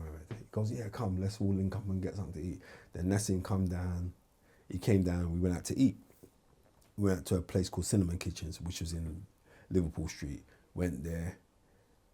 It was a nice evening, cracking jokes. And Naseem Hamed said to Lennox, I know I'll punch you harder than ya. And Lennox was like, what? Never. Well, he said, come to the gym, let's go to the gym. So I've gone to open up the gym. What, late night? Well, I opened up the gym at 2 o'clock in the morning, and then I was in the gym just laughing and joking and mucking around. So where's that footage? Right. From? So there's a picture of me, Lennox, and Naseem like this. Boom. There's a picture of all three of us. I'm gonna need that picture. Everybody heard the story, what was going on, because then it was in the papers. Right. Oh, they had a midnight spar. What happened? It was in the papers, and then the Boxing News, which is our trade paper, they put that on the front page. So the guys who were looking to invest in what we was doing, straight away they said, this is the guy I was telling you about. No. Brother, they quick come into the office. So I remember this was going on for about 18 months. We said, we're going to get this money. What's going to happen? Right. Everything they asked for, bid up the company, give them this paper, we're doing all of this. My mate Kieran was like, it's not going to happen, Spence. I said, brother, it's going to happen. Trust me, it's going to happen. So we sat down, we both sat down and took us out to eat. I had to go meet one of the other head guys, a man called Chris Hutton. I had to go sit down with him. And like, so I was thinking like, yeah, to start this boxing thing, well, boy, you know what? If we get like 50 grand, we're gone, you know what I mean? Yeah. I said, and we look at the proposal and blah, blah. So what we're going to do, we're going to give you between 2 to 3 million and blah. So Kieran's looking at me, I'm looking at Kieran. So we'll start you off on 250,000 first time out. Kieran's looking at me, I'm looking at him. My brother wanted to drop off the chair. Yeah, of course. You know what I mean? Of course. He wanted to drop off the chair. Then he's like, yeah, boom. There, done. So then we started Hard Knocks. And then we started Hard Knocks and we went hard on that. Yeah. We went hard. It seems like you're well integrated into the scene, right? Yeah. You're promoting, you're building a name, right? Yeah. The events are going well for you. Yeah, oh mate, my events, big up Steve Bunce as well. I remember Steve, the first event that we did, whole of boxing, because I had this guy called Kresnik Chato, big up him and all my Albanian community, right? Because he was the first Albanian to bust in the UK. Right. Like, he would sell out the place. And Albanian fans... When you say place, what place are we talking about? At the time, we did Kensington Town Hall. Okay. And then we did York Hall. Right. I'd done twice at the Kensington Town Hall. Right. And it was a roadblock. And everybody was talking about, it was a roadblock. You couldn't move in there. I got fined by the British Border Control because I overpacked the venue. Yeah. It's like the venue is meant to hold like 800 people. Right. We had like nearly 3,000 people there. Yeah. It was mad, right? I'm going to show you little clips of it afterwards that you see now. I was taking a piss. It was like you couldn't move in there. It was like that. And it was just, boy, yeah, I was taking the piss, man. What about the competition, like your Frank Warrens and all that? You're now treading on their toes. How do they see that? You know what? It's kind of weird because I remember going to meetings with a board of control as a young promoter. And at the time, I was the youngest ever black boxing promoter in the UK. In its history, I was the youngest at that time. And I was just gassed by that. And those guys were cool at the time. Yeah, they were cool enough because I was like, I'm doing something totally different because my thing was for the gal them. My thing was a different thing. My thing was for the road. My thing was an urban thing. You know what I mean? Right. Do you get what I'm trying to say? Mixed with Mongolians, because I had this guy called Troy Churinpro, who was a really good fighter. Right. Mixed with that. Mixed with Krisnik Chat, who's Albanian. Mixed with a youth named Nathan the Lit Graham. Mixed with Larry Kandayo, who's actually Nigerian. Mixed with Darren Hammond, who's actually Jamaican English descent. It was different. Okay. You know what I mean? And I know like a lot of them man now, they got the blueprint from what I did. And because my thing was every fight's a 50-50. Right? There's no, I'm getting some journeyman in who's had 200 fights and lost 197. No. Every man, your match, you're on my show, you have to fight somebody good. Right. That is it. Right. And that kind of bust me. But now, we flip the page. That's what Turkey and them man are doing now. Because they don't want to see the best fight the best. But that was my thing. I just wanted to see... So they copied you. Turkey owes you I'm rights. not going to say... I'm not going to say... Call him out, fam. No, it's cool, bro. I wouldn't... I got your back. I know you have, definitely. I'm not going to be a soul, but I'm saying the thing... I know I was way before my time. And people in it, like Eddie Hearn and all that man there, fair play to them. Because that man will say, you know what, I ain't going to lie. Spence, you was kind of like a mentor to me. When I first come through... Right. Because when he first come through, that man would check me every Friday. He'd come down the gym. Then afterwards, we'd go out and get something to eat. Right. And to see how he's bust up, but he's bust the thing. Yeah. You know what I mean? He's bust the thing. Yeah. Right? So of that time there, it was like trying to get the link up to get Sky TV. And then I remember Darren Hamilton, one of my fighters, beat Ashley Fearfane for the British title. And when he beat Ashley Fearfane for the British title, I remember we had to go into Sky Studios. So there's a big beer talk about this young flamboyant promoter, Spencer Fearon, and Darren Hamilton just won a British title, and he won a British title on 5 days' notice as well. Right? It was ill. We got a phone call from Frank Maloney, who's now Kelly Maloney. Oh, yeah. And he says, "You want to fight for the British title?" I was like, what? Yeah, it's just Darren want to fight for the British title? I said, yeah. So I said, right, when is it? He said, it's the 17th. I said, brother, that's in 5 days, pussy, yo. But we took it. And the brother was sick. He was ill. He went in there and he beat Ashley Fearfane. It was a close fight, but he beat Ashley Fearfane. But Ashley, my brethren, so I'll never speak ill about Ashley. He beat Ashley Fearfane and he becomes British champion. And then the whole thing for my why setup just popped. So we're going into Sky TV. Right, this is 2012. We go to Sky TV to give an interview for Darren. And I remember like Darren being there, like we're in the makeup room and they're putting makeup on us, and Darren's like, he's like shaking. I said, "What are you shaking for, bro?" He said, "Boy, you know what? I used to watch Ringside as a youth, and now I'm on it. I can't believe this is happening to me. I need a stiff drink." I said, "Don't worry, we're cool." So I said to him, "Brother, this ain't nothing, brother. Anything that you want, as long as you got up in your head, God will give you that. Don't watch no face, rare, all the rest of it." I said, "Bro," I said, "Darren, if I wanted to be in Sky tomorrow, I'd be in there with my own show." We got on the show, we bust up the show as well, we come for the show, and then a month after, I get a phone call from one of my guys who's at Sky. His name's Charles Lawrence. He's no longer there now, but yeah. And Charles phones me and he goes, "Oh, Spencer, we're running a pilot and we want you to come in and do the pilot."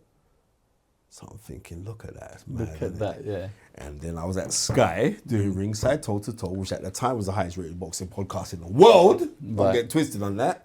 And I did that for 8 years. So you can speak your shit into existence, man. Everything's going so well. Yeah. Why do you stop promoting then? The maths ain't mathing for me, bro. I'll tell you why the maths ain't mathing. To get into TV or into Sky, you need creme de la creme product. Right. So I had the British champion. It was going well, but they were dealing with loads of different promoters at the time, and then they stopped and they only dealt with one promoter, and that was Eddie Hearn. And I was going along, but then Eddie Hearn was like giving my fighters fights on his shows. So I didn't have to fork out no money and all the rest of it. But this is what the maths ain't mathing. Because that company, Shamrock Solution, because there was a big investigation on them, they were like, yep, go get another set of fighters, and then they will do the thing again. But this time you go in there and we'll give you £5 million. Right. But then the big scream up. Right. So the 5 million didn't land. It didn't happen. Okay. And then I thought, to hell with this. And plus at the time, I'm doing a lot of TV stuff, little punditry stuff and all that first. So I'm like, I don't need to do this anyway. That's cool. Do you really regret it now? Because No, it seems like you could have taken this. You could have been no, what? You know what? No, because at that time I wasn't ready. I was still young. And very, very immature. Right. You know what I mean? And that's and also it's like, when you're doing things, at the time when you're doing them, you're meant to physically enjoy it. Right. Right?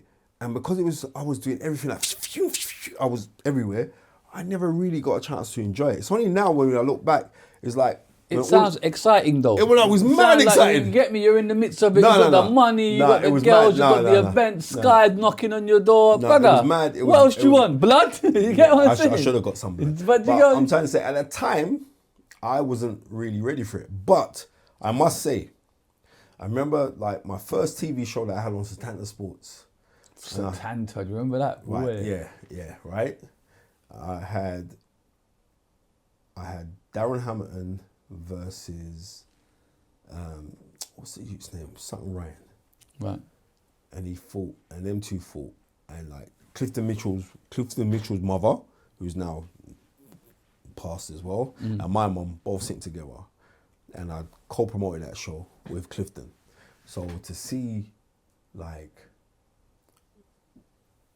two sons of Jamaican immigrants, and our parents both sat together, and I mean, my mum's cheering for Hamilton, and his mum's cheering for Ryan, and they're just doing their thing, but it's not like it's her sons that put that together.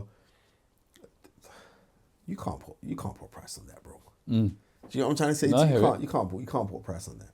And on the reals, it's like my main passion is like I'm a proper anorak for boxing. Right. Like historically, I could destroy anybody historically on boxing. Not even boxing, but I'm just telling you. So I'm kind of doing my stuff now anyway, because boxing has opened so many inroads for me.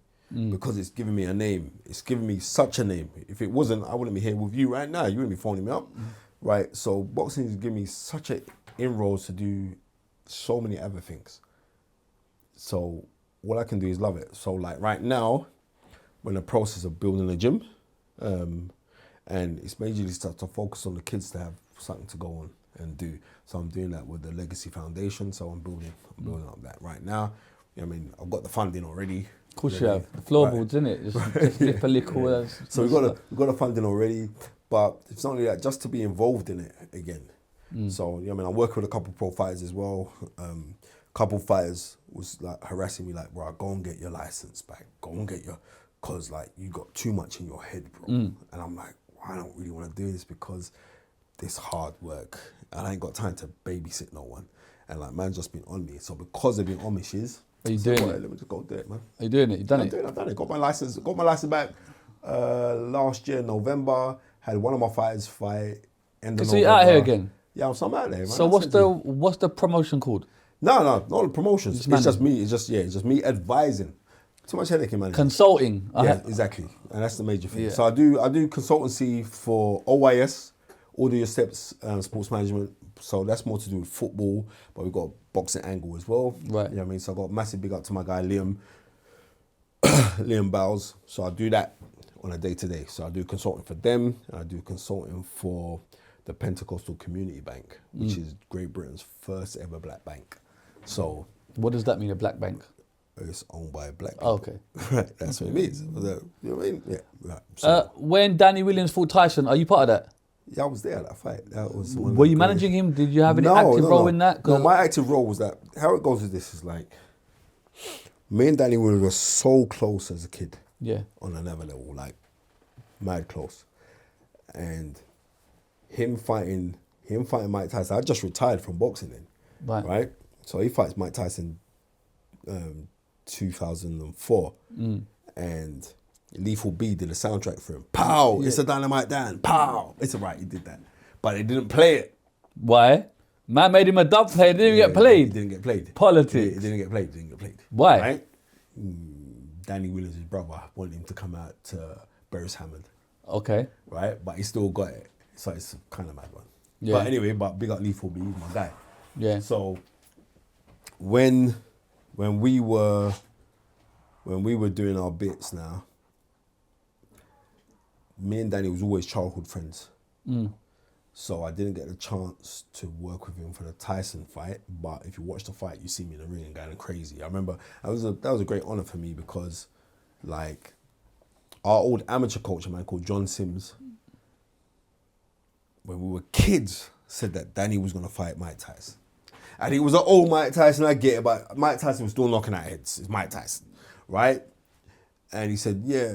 And I remember John, yeah, I dreamed that you'll fight Tyson and you'll knock out Tyson. 4 rounds. And he actually knocked him out in 4 rounds.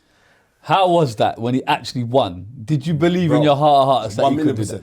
Are you really? 1 million, brother. If you're betting with the science, I swear on my mother. if you're betting with the school teacher, chances are you would have said, listen, I'm betting on Tyson, you get me? No, Mr. Fox would have lost money that day. Right. Definitely. Yeah, seriously. I'm going to be real with you. People never ever got to see the best of Danny Williams. Right. They didn't. And on the snippets that they saw when he was on his highs, he was very good. But they didn't see the best of him. I remember being in the gym with him day in, day out. And he was someone, not that I idolized, but I greatly looked up to. You know what I mean? Things are a bit different now between he and I. It's like that. Yeah, well, you get older, innit? You Right. get older and you see things different. But like I said to you, when I was a child, my behavior would think that I was fearless, but I had lots of things that I was protecting, like I told you. But Danny Williams and his family, especially his mum and dad, his dad's passed now. I remember when my dad died, his mum and dad flew out to Jamaica for my dad's funeral. Right. That's how tight we were. Right. You know what I mean? So, but as you get older, you grow apart, certain things and all the rest of it. And it's hurtful to me that Danny's still fighting today.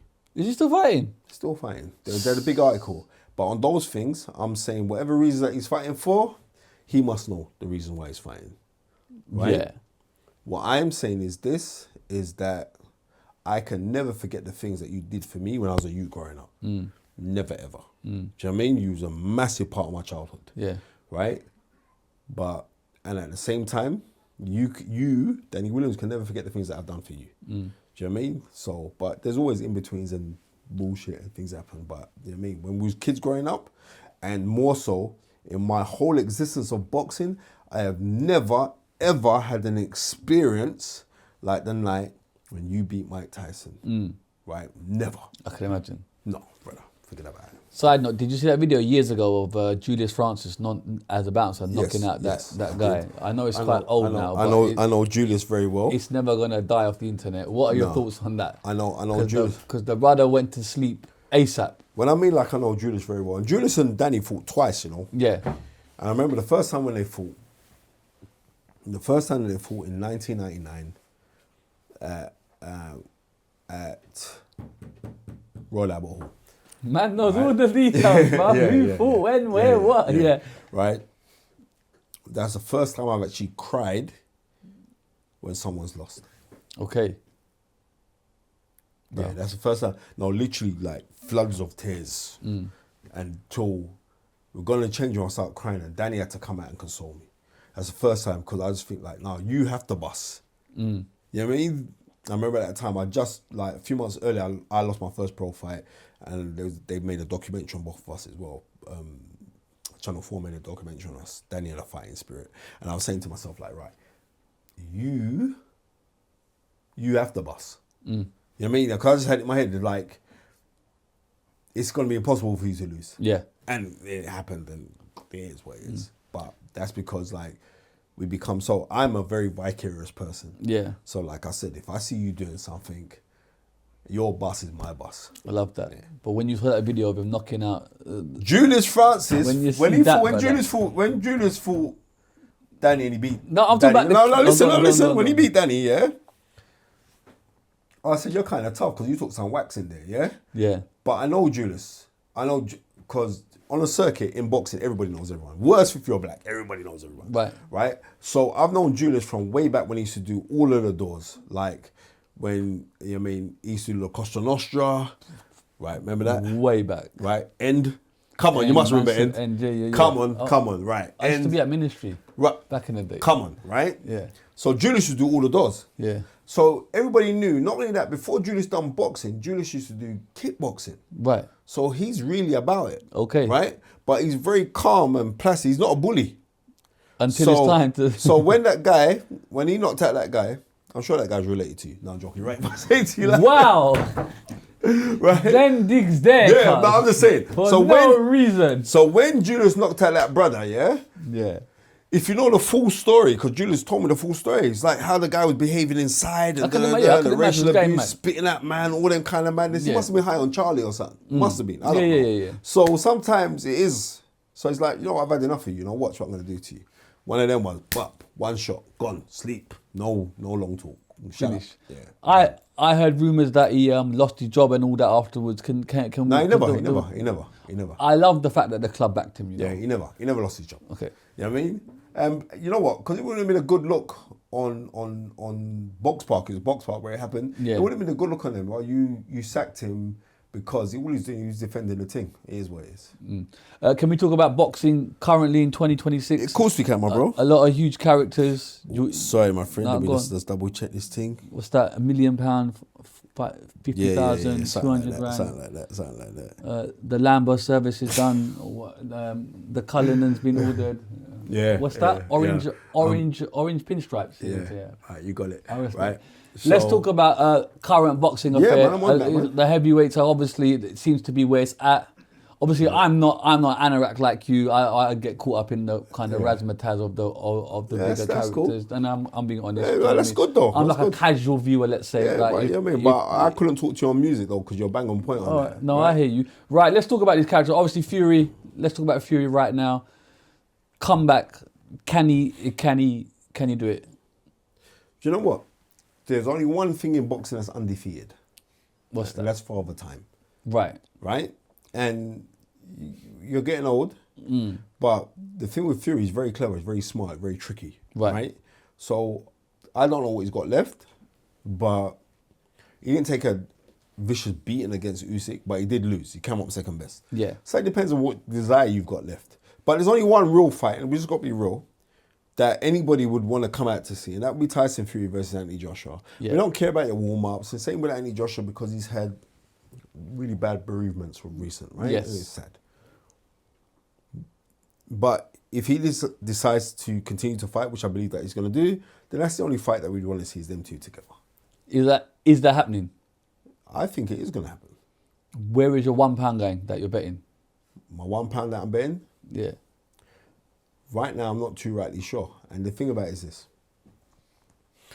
You see, like, I still believe in my hearts of hearts. If Tyson Fury opts to box because he's sneaky, knows tricks and all the rest of it, then he could beat anybody. Right? He had 2 close fights against Usyk. But I've also got a thing in my heart that thinks like if Anthony Joshua said bad man thing on you, he needs to do the bad man thing. Right, he's gonna done you. But then why does he not do the bad man thing? You know what? Your guess is as good as mine. Come on, bro. You know the brother, bro. No, but you know what I mean? I believe that he could do that. Yeah. You know what I mean? Not to get too personal, have you spoken to him since obviously? Yeah, I was at the funeral. I went to the funeral. And I was walking out. Everybody was around him. I was walking out and just tapped me on the shoulder and said, "Oh, love, gang." You know what I mean? I said, "Yeah, don't worry. I'll ding you and we'll talk." So yeah, I saw him and he had a brief conversation. Do you think he can make a comeback? Should he be making a comeback? Should he? You know what? I believe that he should fight. It's hard for us to speculate. Yeah, I know. This is what I'm saying is this. In spite of you losing your dear friends, right? In Sinner and Lats, it's a horrible situation. But before that car crash, did you have any intentions of retiring from boxing? And I don't think you did, because you just beat Jake Paul, you made a bag of money, you're thinking, right, yeah, you know what I mean? That's a really nice ice pack I've got now for 70 mil or whatever it was. It's a very good ice pack. So, boy, Yeah. just give me a little bit of that. Yeah. You know what I mean? So I don't believe that you should retire from boxing because of what happened. Because what would your brethren, if they were here, what would they want you to do? They would want you to continue boxing. So I think of the honour of the memory of your friends, I believe that you should continue fighting. But there's still a psychological huge difference there. There is. To carry and there is. Obviously I'm speculating, but right, that's especially on of the his shoulders. situation. If you ever been in a car crash? Thank God, not to that. Right? I've been in a car crash. Right. I've been in a car crash, and it was me and my cousin. This is in Jamaica. This is in Jamaica, in September 2nd, 1989. Right. Right. I'm on a ute, and a car pulls up. Taxi, because you know in the taxi in Jamaica is like 50 in the back. More room, man. Yes, right. So boom, and he picks us up, and my cousin's going to jump in. So hold on a second, there's a lady that wants to jump in. So I let a lady get in first. My cousin in the middle, and I'm on the other side. And as the car pulls off, a bus hits the car, rolls over into the gully, then rolls back out. And the lady beside me died. But if I never said to my cousin, yo, hold tight, don't sit there. My cousin Lavro. You know what I mean? I'll make sure he sees this in yard. And it's like, he was like, blood clot, me could have dead. And the woman beside me died, right? Situations is terrible, but everybody handles their form of bereavement differently. What I would like to see for Anthony Joshua, if he's not having it, is for him to start counselling and stuff, yeah? But sometimes fighting, when you are a fighter, and that's what he is, he's a fighter, do what you are, and that's who you are. Respectfully, those brothers were tools to his fight. Definitely they were. And when those tools are now... No, I know, and they're irreplaceable as well. They're not just, like simple man. They were his man then. Exactly. Right? But I'm saying for the honour of those men. Yeah. Right? For the honour of those men, I believe that you should continue to fight. For the honour of those guys. That's how I'm keeping it. I don't want to speak too much. And there's because additional pressure, but yeah. you know what I mean? Because I don't want to even something come out and be misconstrued of what Totally I'm understand to say. that. But I'm saying that. You didn't answer the question about AJ and Fury. Who's winning that? You said if he does the bad man thing, but what are you putting your floorboard money on? Because there's a lot under there. I'm putting my floorboard money on AJ. Yeah. Yeah. KO.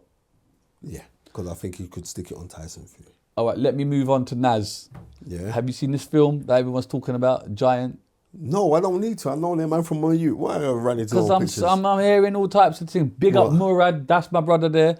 But I know him quite well. But what's going on here, bro? There's a lot of, you get me? He's trying to say Brent, try to bump him. And you know, let me tell you this, and obviously you are tight with Johnny, I know that, so I'm not trying to... No, I'm tight, listen. But you're tight with everybody.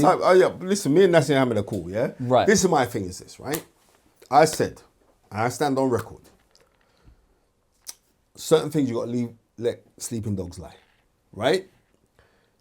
Irrespective of how things went, we know, don't speak ill of the dead. Yeah.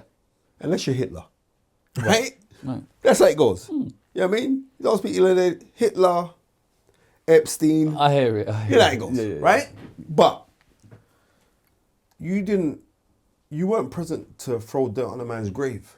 Yeah. So you shouldn't throw dirt on his name. Irrespective of what's going on. You love Naseem Hamid for what he's done and accomplished in boxing. Right? Sometimes when I get you could feel riled, then I think on certain things, you should just have left it. You shouldn't have, you know what I mean? Should have left it. Because at that time, I'm saying Naseem, I'm going to be real. Naseem Hamid's won, you know. I'm going to tell you why he's won. The youth come from nothing. Yeah. Right? Became a global icon. Yeah. For Asians.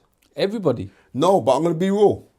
Brother, there weren't no Asians in boxing, even though he's not Asian, he's Arab. Yeah, us right? man claimed him. We said, you did. Us. Right, exactly. 100%. No, right, you did. Yeah. Right, you did. And then make it Man's even just worse. got bigger those exactly. times. And they made it worse that he's Muslim. So all of the Pakistanis took him. Yeah? Facts. He's Facts. mine. We love him. Right? Absolutely, Exactly. absolutely. I mean, I've been Karachi. Trust me. Right? I've been Karachi. I've got a house in Barrier Town. You got a house in Barrytown? Yeah, I got a house in You Barrier got Town. bare money. He's parked up his money, you know. No, it was a blessing how I got that house. Man's Anyway, got a house in Barrytown. right? Okay. So Naseem Hamed did something special for boxing, bro, where he bust everybody, right? What you've done, you don't need to drag up the past where you're feeling a bit about certain things. You should have left it. I'm saying and as like, you know what I mean, when they, as Michelle Obama keeps on saying, when they go low, you go high. On those things, you should have just left it. I believe. But every man has to do his thing his own way. And Who's been your favourite boxers in the UK? in the UK, oh man, there's been so many. Are you going to give me some anorak answer? No, from no, no, I ain't. 1972 being September the 3rd. Yeah, You get me? really, right. No, you know. You're calling it that date. That's when Muhammad Ali fought Ken Norton. But that's another story. You're lying. Swear down. You are lying, Right? bro. Right, Google right. that shit, bro. I don't even know what I said. Right. So Going crazy. right. So I'm saying that Muhammad Ali Yeah. is the guy. Yeah. His political stance, him not cooning where there's lots of black people that coon. He weren't doing that buck dancing thing. He was like, fire bun that, I'm doing my thing. And so nobody more than him. Right. Nobody. Right? Okay. Everybody else comes second. Let's do your Mount Rushmore then. He's My on Mount there, Rushmore? 5. He's on there, boom. My Mount Front Rushmore. and centre. Right, my Mount Rushmore is Muhammad Ali. Is Roy Jones. Is Joe Lewis. Sugar Ray Leonard. And then the fifth one would be kind of obscure to most people, would be a man called Henry Armstrong. So like Henry Armstrong was a man that held 3 world titles, right, in 1939 simultaneously. So he was featherweight, lightweight, and welterweight champion at the same bloody time. Okay. You're a bad man. Yeah. So He's me, basically. right, Right, he's you. Certified. You are the reincarnation of Henry I Armstrong. hear that. So yeah, to me it'd be that. But it changes all the time. But like on you can't, 'cause personal, once the faces are on there, I'll say like, but personal Man wants favorites. to re-sculpture the thing. Yeah, I do actually. You could put as many as I want. But as personal favourites, as a man we lost last year called Mike McCullum, who was like a former 3-weight world champion. He was Jamaica's first ever world champion. He was badass. He was just like one of the greatest technicians. I watched and study a lot of him. So Mike McCullum is one of my personal favourites. A guy called James Tony, one of my personal favourites. Like I've got guys who are like my personal favourites. Chris Eubank, for how he behaved, is a personal favourite. Yeah. Not even so much on his boxing, just like how he behaved, like I control the dance here. You know what I mean? Chris Eubank is a personal favourite of mine. Nigel Benn's a personal favourite of mine because these are men who I grew up watching. Yeah, yeah. You know what I mean, Lennox Lewis is a personal favourite of mine. So it's Everyone's like a favourite. No, they're personal favourites because these are men that I got on the phone. I phoned them right now and we're talking for hours. So Okay. it's like weird, but No, I hear it. it's kind of weird like how I've been so fortunate in boxing. Like guys who were my heroes Your friends. and now my regents. It's like, man, right? So yeah, off of that, then I know I've won. Let me fast forward. Wilder and Del Boy. Talk to me. I've got a group called TCU that are actually going to sponsor that fight.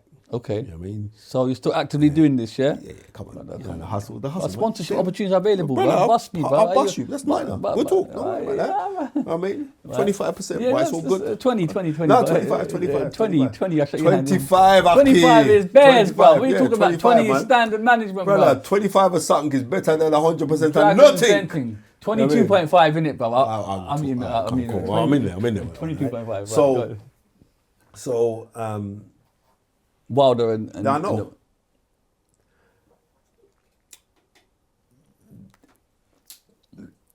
You know what? I think Wilder's in a good space, you know.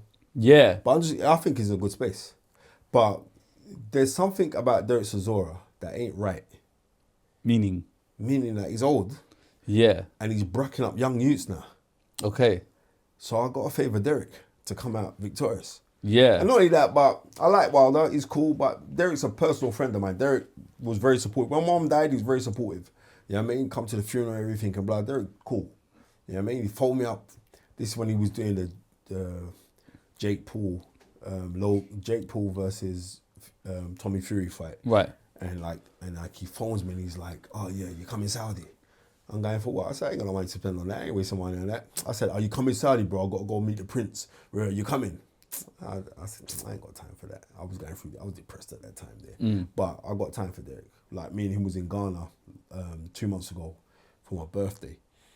Because we was out to watch the boxing out there. And when we was out there, and like Derek found out it was my birthday, knocked my door. Yo man, come man, we're going out for the day. That's how Derek is. So, over that, loyalties are where they are. But seriously, I just think that Derek can stick it on Deontay Wilder. Because Deontay Wilder's not the Deontay Wilder old. If it's that old Deontay Wilder, forget about it. You think Wilder still got the one Yeah, bang? he definitely, of course he has. But I just think like Derek Chisora, if Derek Chisora fights Deontay Wilder is in his chest like Benelin or Vicks Vapor Rub, then he's going to beat him. Anyhow he gives him room for him to set up that big right hand, then it's going to be curtains. Was it KO? Knockout or points? I got Derek Chisora 9th round KO. Radio Raheem was here recently, He's my guy. and we was in Africa as well. And he was together. advocating about Ghana, about how that is Brother, the future, I that want- is the hub. Can we just have a Let- few let me- words let me about just- Ghana? Because I'm let me hearing just- Ghana's the place. It's Legacy Promotions, Right. and it is Sharaf Mahama, who's the son of the president. Right. And yeah, trust me. I'm How they hearing- put the show, I'll show you the video clips. The show was nuts out there. The reception, how I got treated out there. So me and Radio Raheem was doing a lot of TV together out there. Another level. It was totally beautiful. Yeah. Yeah. And then the Saudis taking over and just throwing money at everything. Is that That's going to stop soon. Though. Is that the right way of It's doing it? gonna stop Why is it going to soon. stop? It's going to stop because they're hemorrhaging money Are, left, right, and are they centre. not really cooping this money? How they from where? I don't know. You tell Exactly, me, bro. from You're where? the businessman that Well, does well, well, I'm trying to say right to you. sales. I don't know. No, Pay-per-views. no. I think they're going to change the formula. Sponsorships. No, they're going to change the formula. But right now, I'm just happy that everybody's talking boxing. Everybody's getting more familiar with boxing. I love what they're doing. Like when you know what I mean, you got Max Kellerman doing his thing on like their weekly ring shows, daily ring show. You got Brothers in America as well. Akam Barak doing their thing as well. Yeah, mate, we've got a couple guys like in the UK. We've got like all of the guys like Boxing King Media, IFL, Boxing Social. When you're seeing all of these, I just like people talking about the game. Yeah. Yeah, I mean, it does help. And I mean, I also like Malik Scott's on doing his bits out there as well. Very good trainer as well, so I rate him, and he's got a really good fight, Ezra Taylor. When I'm seeing all these kind of things, I say it's a great time for boxing, bro. But you're telling me that Arab money is going to stop. Yeah, I'll tell you why it's going to stop, yeah? It's not going to stop per se. I just think they're going to change the formula now. I think they've done it where they've got the eyeballs, and I think they're growing in the crowd now, and now it's just to maintain the platform they've started it like the best want to fight the best. Now, they just got to find a way to fund it. Right. I think before they was just throwing money. We want to see the best fighting the best, and they're making these big shows. But then realistically, you got to say like, well, the business model. What are you looking to achieve from this? If you're looking for the eyeballs, you've got the eyeballs now. So now you've got the eyeballs. Now you've got to turn it into a business model. And by doing it as a business model, it's like the fighters will not earn the same mad money they were earning. But when they get used to that money, then they just won't fight again, will they? No, but you're saying when they get used to it. But the thing about it is this. I think what's happened now is like they've torn it away where like the best want to fight the best. Right? And the financial rules will come, but the best want to fight the best. So it's a good time. But it does seem like a lot of people are on their way out. Age, time. Yeah, there is, but there's a lot of young crop of little gangsters coming through right now as well. Yeah. I mean, you saw Shakur Stevenson the other day. He's fantastic. There's a youth named Abdullah Mason. Oh my goodness gracious, bad boy. Keyshawn Davis, never bad boy. There were so many good fighters. Boots Innes coming through. Josh Kelly just became a world champion the other day. There are so many good fighters around the world now that boxing is very, very sustainable. You know what I mean? And I'm enjoying what I'm seeing, and I don't want to see much of a massive change. You know what I mean? And then thoughts on Misfits. influence of boxing, this whole thing is very appears very, very Marmite for some people. It is, but this is what I'm saying is this. It's bringing eyeballs to a sport that I love because... Are they the right eyeballs? It's eyeballs are eyeballs. It doesn't matter what eyeballs. Eyeballs are eyeballs. And this is like... It's like... Harold Wilson was the Prime Minister of this country in 1976, right? And he said... I'm going to take your word for it. Right, he was right. And like Harold Wilson had a quote. So it's a very famous quote. He said, "He who rejects change is the architect of decay. The only human institution that rejects progress is the cemetery." This is still progress. It's not regression. We're not regressing. This is progress because off of the back of it. Now we've seen Misfits Pro come into boxing, and Misfits Pro are the ones who are promoting Chisora versus Deontay Wilder. So how can I sit down and say, oh, well, this is a bad thing? No, because in this thing of this comic boxing, right, which it is, they've got a big database now where they can pull in those casual, not even casual fans, but those Misfits fans into real professional boxing, right? And as long as they can do that and maintain that, I think it's a good thing. So I'm not ever going to turn around and knock what Misfits are doing, because the fighters in Misfits, they will know me and they show me mad love. Everyone knows you, No, bro. I know that bit, but those guys, they're not boxers, but they're very respectful. So they're still doing their due diligence. Their trainers are guys who I know, so I can't knock what they're doing, man. Can't knock it. Can I touch on Islam and when it came into your life? Yeah, 1 second. Let me just double check this here. I got it quickly because my brother must be outside. Oh, the colour and stripes are changing. Oh, okay. He's not going orange, folks. Tiffany blue. Oh, yeah. You're a funny guy. All do that.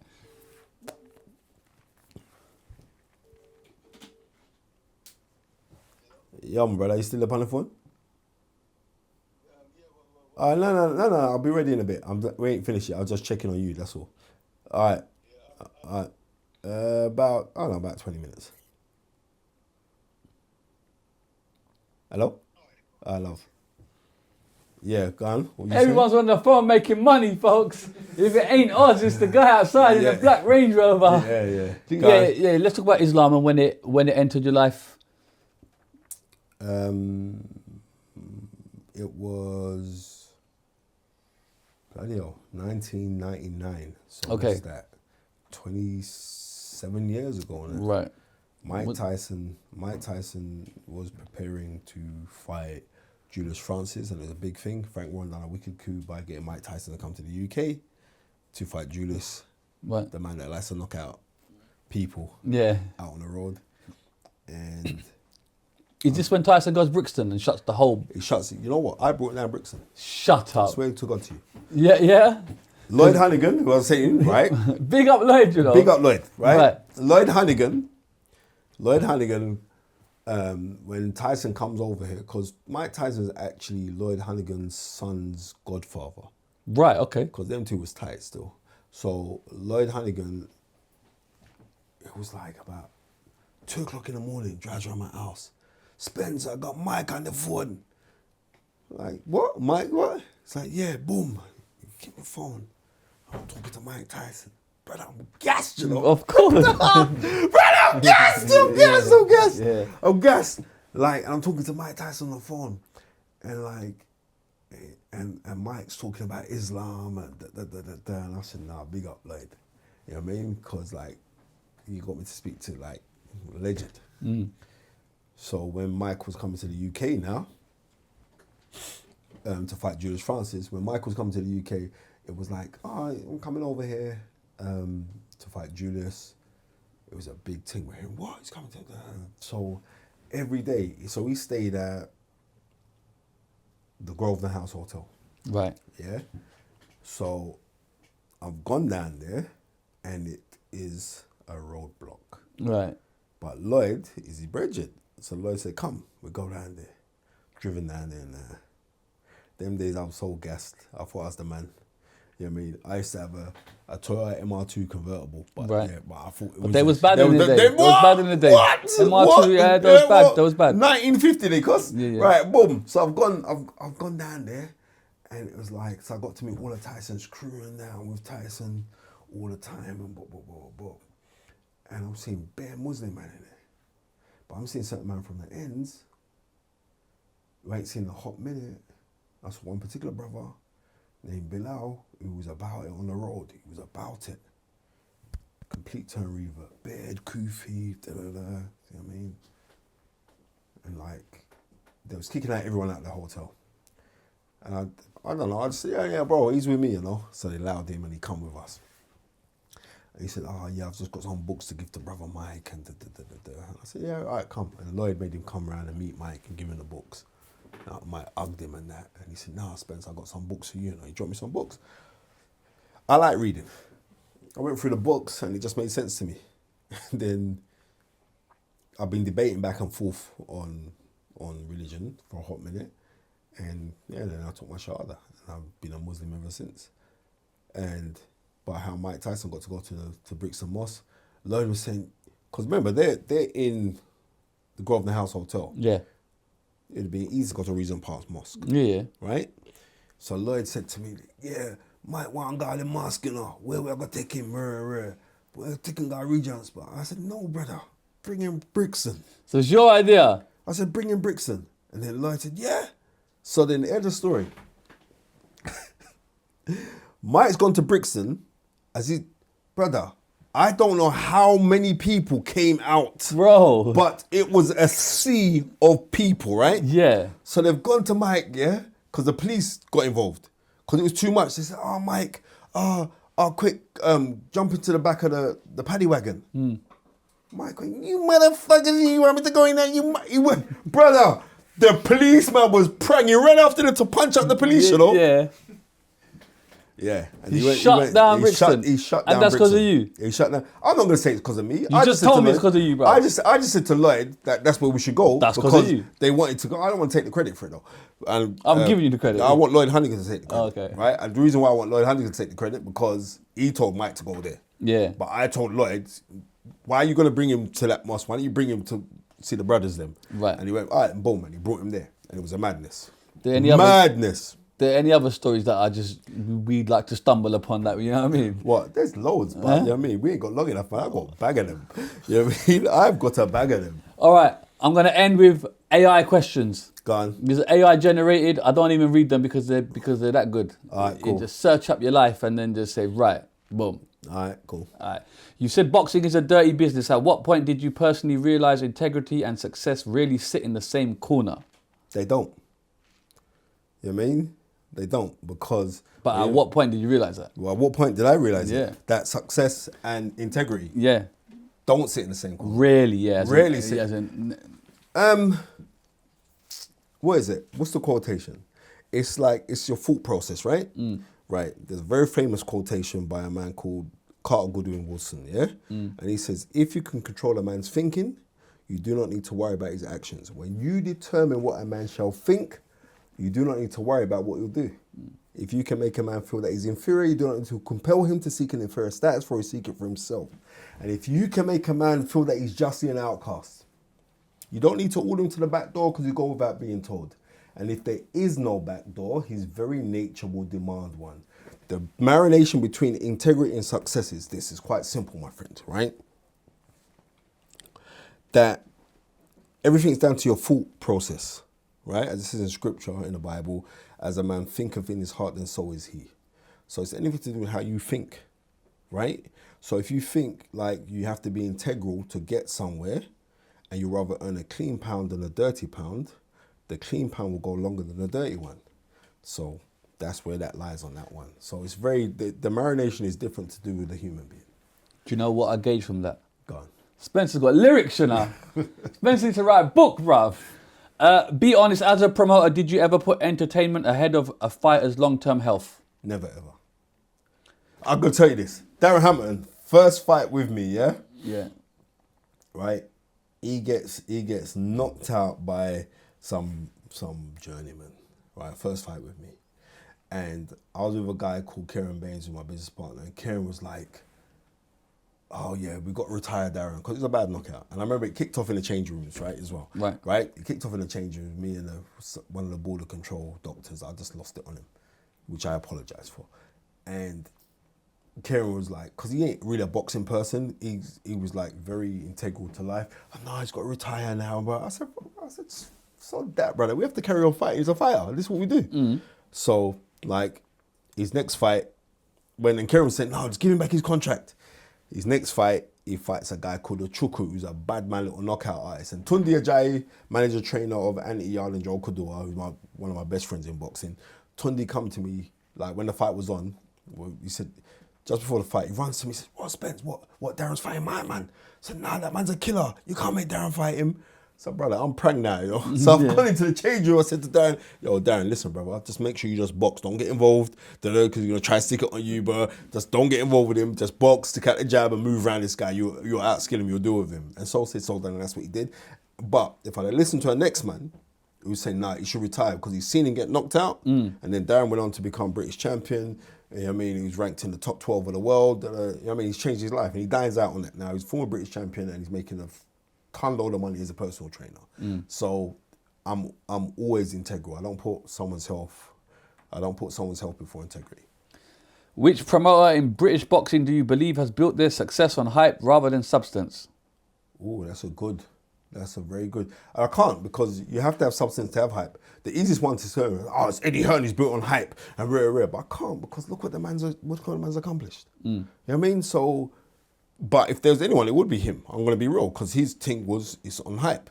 The difference is this: if you want a career in boxing, then I would say, right, I would go with Frank Warren, because he's more of a boxing man than Eddie Hearn. But if you want the bright lights and the flash and the social media attributes and everything else, then I'll go with Eddie Hearn. Right? So, but when you know, like on the nuts and bolts, then it is. Frank Warren is more nuts and bolts than Eddie Hearn. But they're both excellent at their jobs. They're just different sides of a coin. Side note, thoughts on Ben Whittaker doing the showmanship in the ring. Is that needed? Is it overkill? No. Is it something he's got to do to put bums on seats? No, it's not something that he's got to do to put bums on seats. What I'm trying to say, in boxing, I think that he's, like I told you, I'm on the spectrum of autism, right? Hence why I know crazy days sometimes, right? I think that he's on that spectrum. Or he's definitely got ADHD, right? Right. So, and I think he's addressed that he has got that. Right. So he's just doing him, right? So, no, I think what he's doing, I think continue doing it, bro. Because people are talking. Because if he wasn't doing it, you would have mentioned him to me. Yeah, I know. That's not. I agree. So But I'm saying, how much pressure is it for fighters to be social viral you know what? to kind of become someone? Because it's becoming that way. If you don't have the viral presence, it is. But you know what? Sponsors don't want to get involved. You know how it goes. But how it goes is this: is like, as long as you're consistent. Yeah. You know what I mean? As long as you're consistent. You just got to be consistent. You got to be consistent. You got to believe in yourself. I mean, what did Marcus Garvey say? Like, without confidence, you're twice defeated in a race of life. But with confidence, you won even before you started. Bare quotations. So, yeah. You know what I mean? You sat on both sides of the table. Who lies more in boxing, managers or promoters? Promoters. Was Hard Knocks genuinely about fair fights, or was it also a reaction for being shut out by the bigger powers? No, it was definitely, because that's what I was about. I'm going to tell you what happened. When I first started Procter Promotions with City Boxer Pro, right? I sold out a whole dinner venue, right? It was in the Thistle Hotel on Tower Bridge, and it was a dinner show, yeah? And everyone turned out for it, and I had like proper former world champions there as well: Steve Collins, John Conti, Lloyd Honeyghan, Charlie Magru, my old trainer, and they all came. And while they were all there, my two fighters that I had on, who I managed and trained, both of them lost. Okay. Right? And they lost to journeyman. And that's when I realized, like, why are you going to waste money building up man to be 10-0, 20-0, fighting idiots, and they can't fight, and then when they get put in, they're going to lose. If you can fight, let's find out from the start. And that's what he was on. You talk a lot about loyalty. Name one time loyalty in boxing cost you real money. Good question. I'm full of them. That is a very good question. How it goes in boxing is this. It's a very jealous sport. Right. Very envious sport. And because it's that way inclined, there are certain people who have been approached for me to work with and to be in their camp, but because I have an affinity with somebody else, then I've declined it. Where I know other people wouldn't have declined it, but I've declined it. So I know that's cost me money. Do you believe certain fighters are protected by broadcasters while others are deliberately fed to the wolves? Definitely. That's just the nature of the beast. Okay. You want to name any fighters, or we? No, I don't want to out nobody right now. You know what I mean? Has Sky Sports ever asked you to soften an opinion because it might damage relationships? You have to think about that, innit? No, I'll tell you why I got to think about it. Because, like, my dismissal from Sky was, I did 8 strong years there, nearly 9 years there, yeah? And my opinions were strong. Especially... Dismissal's a strong word. It, like, implies that they sacked you. It was just, well, no, they didn't renew my contract. So it's not like I said, oh, well, you're not there. I was like, you know what, I used to do a weekly show. And from a weekly show, they said, well, then we're going to have you come in twice a month. And then it's from like twice a month, it's like, we're going to have you come in once a month. And then from once a month, then phone didn't ring anymore. So it's not like, but I know what I stood on. Yeah. And I know like my talk was like a little bit too strong for them because I was very, very hard for racial equality. Right. Right. And like, and I don't business. I'll tell you to your face that this is what I'm looking for. So you'd get scapegoated and all the rest of it. And I think my talk when I was at Sky was a bit too early because then about a year later, George Floyd died. Right. Well, he was murdered. Yeah. And then when he was murdered, then everyone's looking at themselves like, oh, what have we got to do here? And oh, it would be a great time to have Spencer here now. It's too late, bro. So I enjoy being real, right? And sometimes I don't know when to shut my mouth. Side note, Simon Jordan today was making some, I don't know. Did you see that? Did you see it? Colonialism, I don't know. Listen, no, he's actually speaking on the head chairman of Man United. Yes. And I'm saying... Okay, thoughts on him first for saying that. Who, Simon Jordan? No, the chairman. The chairman. This is how it goes. He said it's like colonialism, right? Yeah. That's very strong, right? That's very strong because... My idea of colonialism, especially when and his facts were wrong, the numbers are wrong. They were terribly wrong. Yeah. Especially when you've come from a colonialist country or a country that's being colonized by Europeans. Every time I think of colonialism, I'm thinking about war, rape, debauchery, you know what I mean? Pillage, murder, pillage, savagery. Yeah. You know what I mean? What else do those Europeans at that time used to like doing? Oh, cannibalism, you know, them kind of shit. That's what I think of.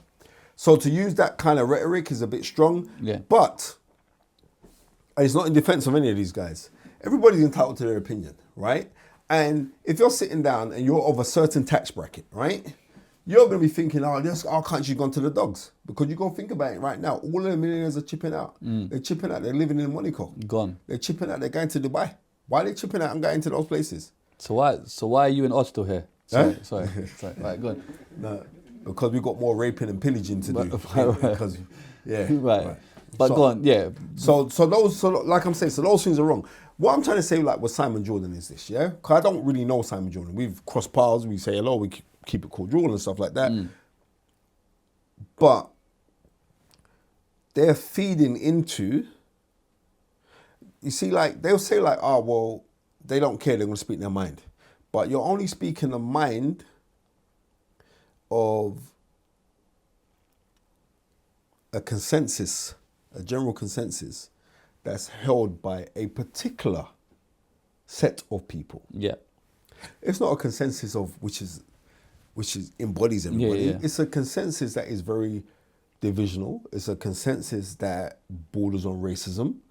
And if you talk about it, then, what's the matter with you? Why's everything got to be about race and blah, blah, blah? But I can tell you this. Do you remember years ago, Simon Jordan, when he got robbed in Croydon? Do you remember that? No. He got robbed. They robbed his watch. Do you remember that? Right. He got robbed. Yeah?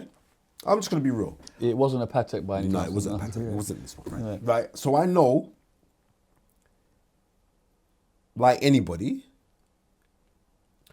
if somebody, you become a victim of somebody's thuggery, you're not going to hold a strong opinion of that person. Right.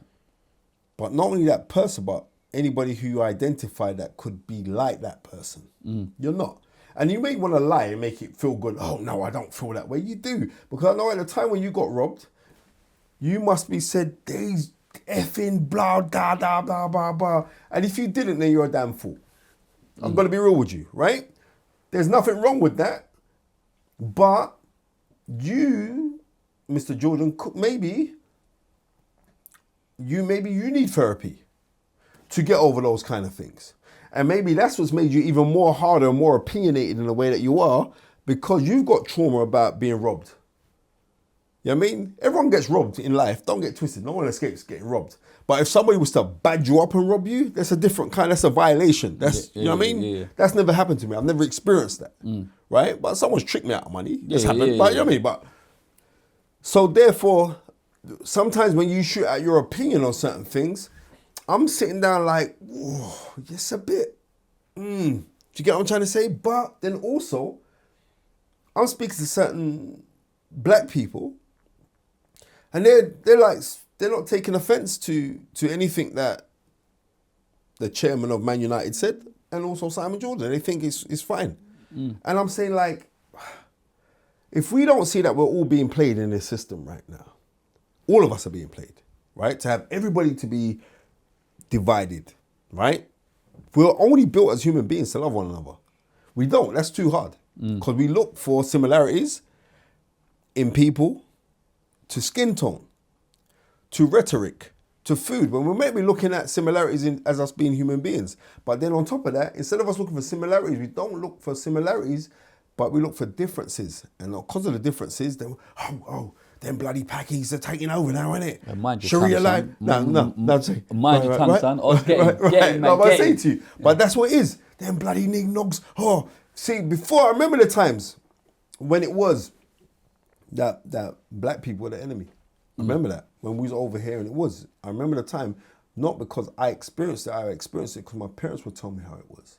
Or my parents would tell me, my dad would tell me, like, when he used to come home from work, they'd have to take 2 Guinness bottles. And them times the Guinness bottles were big. He had to take 2 Guinness bottles in his bag when he's coming home from work to fight Teddy boys. No. Right. That's somebody's great granddad. That's someone's granddad. Do you know what I mean? Yeah. Who I'm most probably your friends with right now, but I know my dad would have bust a couple of you lot's head with Guinness bottle. Yeah. But do you get what I'm trying to say? No, So it's like people are frightened of change, like I said. They're scared of change. But they should be more embracatory of certain things. But I understand the fear that they have. Reason being is because within the DNA of Europeans, keeping this thing totally 100, nobody on the planet Earth has colonized the world like them. Yeah. Right? And it's not like they're not even getting a smidgen on the taste of their own medicine, but you're going to get certain people thinking that, oh, this is not right, and it's disgusting. And it is rich people that are fooling poor people, yeah, to think like they're in a massive threat. Do you know what I mean? Where what I've realized is when we become embracatory of other people and know, like, well, this is how we do things here, then everything's cool. Do you think Simon Jordan plays up to, like, making kind of 1,000,000% viral points? Because it equals relevance. 1,000,000% he does. Look what they did with this poor girl the other day. What's her name? Eni Aluko, the football pundit. Yeah. Right? Of course they played up to it. Now I'm saying, and I feel it for the girl, because, all right, then you can have an opinion on the girl to think like, okay, she ain't a good football pundit, right? She kind of tore into Ian Wright. When she tore into Ian Wright, I'm saying, as a black person, you should never have done that. Yeah. But I know that you must be Gen Z now, so these Gen Zs don't know history. Right. Yeah, you can't be around me and know history because I like to spout it, right? So she's talking to him, but she went on TalkSport saying, like, you know, oh, I love Ian Wright now, and Ian Wright hasn't accepted an apology. I understand, because I would say 1 year as well. I don't want, but I also got to look at you as a young black female. Yeah? As a young black female, you still need to be protected because this Satan, right, knows how to press buttons. This Satan is a system, right? And the system has no color. But the system will pick out anything to be different to bully on you. But more so, don't give the system any excuses. But even if you had given them an excuse, what's happening to her right now is a lot of racial abuse that the girls... Guy, you want to say that she's a shit pundit? Fine. I don't watch football. She's not... Of the clips that I've seen, she didn't come across very good as a pundit. I know that she had 100 odd caps for England, so I'll give you your props for that. But the amount of memes that have come out on this girl and how people are fighting her down, the fight down is... You just need to give these Neanderthal lack of melanin people any excuse, and they get wicked with it, and that's all it is. Educate people don't do this, but they're vile, and it's wrong. What's happening to it? Was it nice to see Wilder put it on Simon Jordan? Yes, it was, and I'm gonna be real. It was right, and loads of Was people you smiling at the TV screen? No, I saw Wilder that same day. Yeah, I saw him the I know same you skanked day. me. I text you. You didn't bring me in, but go on. No, come on, man. All right, go on. Right, I saw Wilder that same. I saw Wilder. No, but he flew out the next day. I know. Otherwise, you'd have been there. Right, I saw Wilder that same day. Yes, I'm going to tell you why. Not because his approach and his tact, it wasn't right, But the argument that Deontay Wilder's saying is like, you are white privilege. And like when Simon Jordan said, oh, come on, don't give me none of that rubbish and blah, blah, blah. The reason why he could turn around and say that, because when he said, oh, well, anyway, let's get on to Tyson Fury. And Deontay Wilder turned to him and said, well, we ain't talking about that. Now check Simon Jordan's response. Oh, yes, we are. Yeah. Now, that to me, you might as well say, listen, nigga, you're talking about it because I'm telling you, that's... But when you talk to white people, they're not going to get that part. Oh, he's got a chip on his shoulder. No, who put the frigging chip on the shoulder? Furthermore, I haven't got a chip on my shoulder. I'm actually well balanced. I've got a chip on both shoulders. And who put it there? That's what he should have turned around and told him, like, explained to him, like, right. So when Wilder's saying things, it came out of the vernacular wrongly, but I understood the energy that he was coming with. Like, right, you can't tell me this. Even talk about Tyson Fury cheating and blah, let that one go, right? Let that one go. Let it go, right? But when he's saying I'm not talking about it, that would have been the perfect time for Simon Jordan to say, all right then, why don't you want to talk about it? That's what he should have said to him. Right. Not like, oh, well, we are going to... I'm like, who you talk? Brother, I'll kick in your face. You get, that's why they'll never get me in their studio. I'll kick him in his face, bro. But, you know what I mean? So, nah, that's what I'm saying. Why don't they get you in the studio? Why don't they get me in the studio? They've had me a couple of times on the phone. They've never had me in the studio. Why? I don't care. Okay. Do you feel like that they're not having you on purpose? No, I can't turn around and say that because feel like... I wouldn't give them that energy. Right. But what I do know as fact, I know that that man listens to me all the time. Yeah. Right? So that's enough. All right. Back to our questions. Who's the most overrated British boxer in the last 20 years? The most overrated British boxer in the last 20 years. Bloody hell, that's a hard one. And I'll tell you why it's hard, because in the last 20 years, I don't believe there has been an overrated British fighter. Okay. I don't, because everybody's... I know how hard it is to go lick the pavement, hit the roads, go on to build up stuff and all the rest of it. So I don't believe there is an overrated British fighter in the last 20 years. If that is the case, then it would be me. Don't do that, bro. No, I'm going to be real. For whatever comes, seriously, I didn't accomplish nothing in boxing, right? I got into one fight of the year that everyone talks about. So if they were talking about overrated, then I would be that person that I was the most overrated because of the things that I like that martyr, man. Right? No, I'm going to be real. For the things that I've accomplished now, the things that I've done in the sport and everything else, then I would say no doubt, without doubt, that I'm the most overrated. What's the real reason promoters and managers really stay friends? Really? Yeah. Because this game's full of bitches, bro. Money. No, it's not just money. Snakes No, at the it's because they're all bitches. This is what I'm trying. They're all bitches, and everybody, like I said, once you're free, you have to truly be free. And I told, and counselling has done that for me. Once you're free from searching for value, knowing that you're working from value, then everything else aligns itself. And I think there's loads of people that need to align themselves with that. They can align themselves with that, or they can align themselves with the oneness of God. In Islam, it's called a tawheed, right? As long as you can one, and the next thing is this, is like, God's God. I don't care about whatever guys you go for. I have no problem with anybody who's a Christian, anybody who's a Muslim, anyone who's a Sikh, anyone who's a Hindu, anyone who's a Catholic, anyone who's an agnostic, as long as you're good at what you say that you are. And if you're a good Muslim, if you're a good Christian, if you're a good Jew, then me, you're fine. You know what I mean? Because then we can have common denominator together. And our common denominator is that we believe in God. And also, if we believe in God, then we must deal with that of the other side of what God is, and that's the devil. And if we're dealing with that, then I'm saying that we've got a common denominator. Our common denominator is that we worship a higher being. I don't care how you want to get to it, because when it's all said and done, we'll see on it. But I know the time that I said La ilaha illallah, that there is no God but God. So I started going into that and saying that there is no God as a negative, but God, that's a positive. And that's the yin and the yang for me. Have you ever backed a fighter publicly while privately knowing he wasn't world level? 1,000,000%, but I'm not going to say who it is. I do that all the time.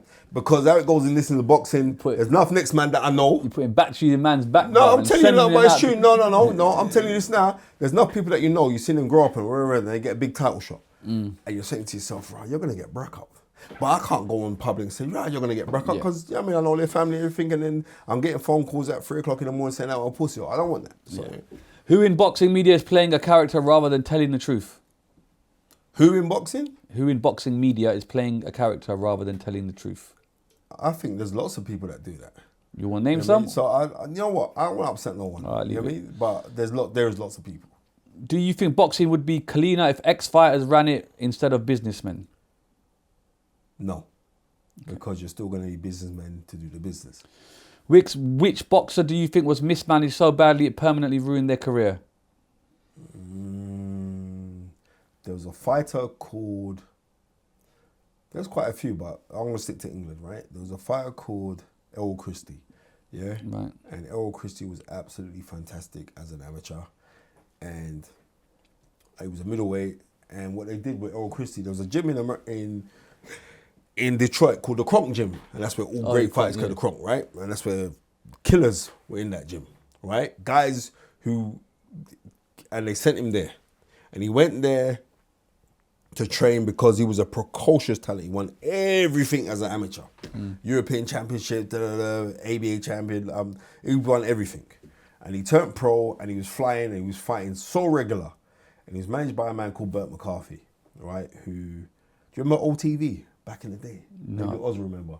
There's a thing called OTV where they sold TVs. It was a big thing, but he managed him, right? Big multi-millionaire man, and he had Errol Christie, and he was mismanaged. I remember they put him with a light heavyweight guy called Cez, and Cez knocked him out, and then from that he was never really the same. Then they put him in a really big fight, him and Mark Kaler. I think that was 1986, and he loses to Mark Kaler, and he never really got it. But from where he should have been, he should have gone clear. But I remember Colin Hart, God rest his soul, who was the writer for, he was my really good friend. He was a writer for the Sun newspaper, sports writer. And he was very close to Muhammad Ali. And Colin Hart said, they spoiled him, Spencer, as soon as they sent him out to America in that Kronk gym. Because they said, yeah, you go, because the black style and da-da-da. And they sent him out there, and he, that spoiled his career. So him. If Hard Knocks existed today, would it survive the influencer boxing era or be pushed out? No way. If I had it, who's around right now would have gone clear. If a young fighter came to you today, would you actually recommend boxing as a career? If they wanted to do it and they were to put in the graft and the work and the sacrifice and everything else, and they got the talent and they believe they could do it, then I'm all for it. When the cameras are off, what's the one truth about boxing that fans would struggle to accept? The one truth about boxing, that everybody gets old. I've got bare questions. So how are we doing for time? 2.5, 2:40. Okay. All right, let's just do the last couple. Has influencer boxing helped the sport's visibility or permanently damaged its credibility? It's helped it. We've spoken about it. It's definitely helped it. Do you think Saudi-backed up mega cards are saving boxing or slowly centralising power away from fighters and fans? No, it's saving boxing right now. What Turki Al-Sheikh's doing friggin' excellent, man. Is the current pay gap between elite stars and undercard fighters becoming dangerous for the sport's future? No. Should boxers be allowed to take crossover fights while ranked contenders wait inactive? Yes, they should. Has social media turned boxing analysis into entertainment rather than expertise? Yeah, because we're getting unqualified people that are speaking about the sport. Are rematch clauses being abused to freeze divisions? No. Do broadcasters still dictate matchmaking more than rankings and merit?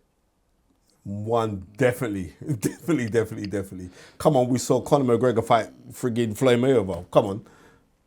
Should retired fighters have a formal role in regulating or advising the sport? 100% they should. Do you think boxing rigged sometimes?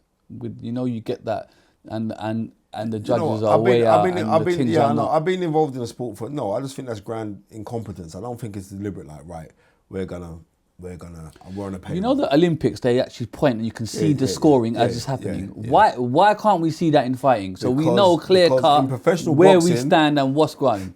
Professional boxing is not just scored on how many punches you throw and score and hit with a person. It's like technical prowess, how you look in the ring. How you look in the ring? What the fuck's that got to do with anything? It does. It's a lot, because that's where the thing called ring generalship comes in. Because like there's guys that could be in a ring and they're not throwing shots, right? Right. But they're feinting, they're not getting hit, they're not getting touched, and like you could throw 6 punches and hit them, but these throw us 2 shots, but those 2 shots are more eye catching than anything else, and they could stun you. And so what? Because someone's hit me 6 times and I've hit you twice, and it's hurt you and maybe floored you, does that mean that I should lose the round? No, it shouldn't mean that. That's why we have 10-8 rounds when someone gets floored.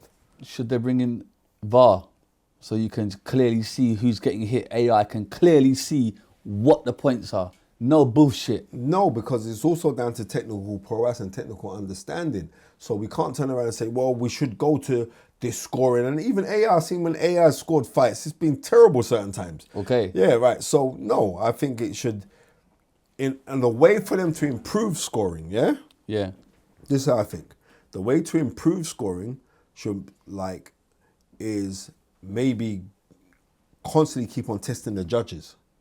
Right. Outside of the fights. Right. Well, Keeping we're going to them test on you. job. Like, so we're going to watch this fight now. We put this fight on. Put them on job, yeah. Yeah, put them on job. So then we say, bro, you're a bit mooky with your scoring right now, because I scored this fight 10-9 and you scored it 10-7, so therefore no.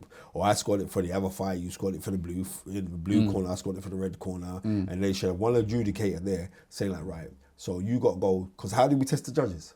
Yeah. Right? The judges need to be tested, so therefore that's what I think should happen. Question about fighters and we are done. Tyson Fury, genius game player or boxer who's blurred his own legacy with inactivity? No, he's a genius. Anthony Joshua, was his peak weighted by cautious matchmaking or is that an unfair narrative? How can it be cautious matchmaking when, if you look at Anthony Joshua's resume, it's actually superb? Canelo Alvarez, all-time great already or has smart timing inflated the resume? No, he's an all-time great. Because arguably he's one of the greatest ever Mexican fighters of all time. You know what I mean? Floyd Mayweather, greatest ever or greatest at controlling risk? You know what? I think he's one of the greats. He's not the great. You know what I mean? I don't particularly like Floyd Mayweather because his stance with, you know what I mean? But you see him get run out of Hatton Garden though. I saw that. You see that? I saw that. You He was wanna- your cousin, innit? Right? I saw that. It's always my people, innit, bro? It literally was. No, I'm not particularly a fan of Floyd Mayweather, what he stands for, but I'm for Floyd Mayweather, what he's done in boxing. So, he's been superb. Greatest ever or greatest at controlling risk? He's the greatest businessman. So he's the greatest at controlling risk. He's one of the greatest businessmen of all time in boxing when it comes to actually building the fights and everything else. But you can see right now he's suing Steven Espinoza, who's the former head of Showtime, right? Right. Because he's been bumped at 350 million. Chump change. So no, it's not chump joking, change I'm because he ain't got that money, and it's kind of weird. This is the maddest thing. I remember ages ago, 50 Cent was going to do boxing promotions with Floyd Mayweather. That's right. And it didn't go through. And it was like something like Floyd must said, yeah, you come with $1 million, I'll come with $1 million, we'll start this thing together. 50 comes with $1 million, Floyd didn't come with his. Because it was like, all right, I want you to leave Al Heyman, kind of snake Al Heyman, right? Al Heyman's promoter, right?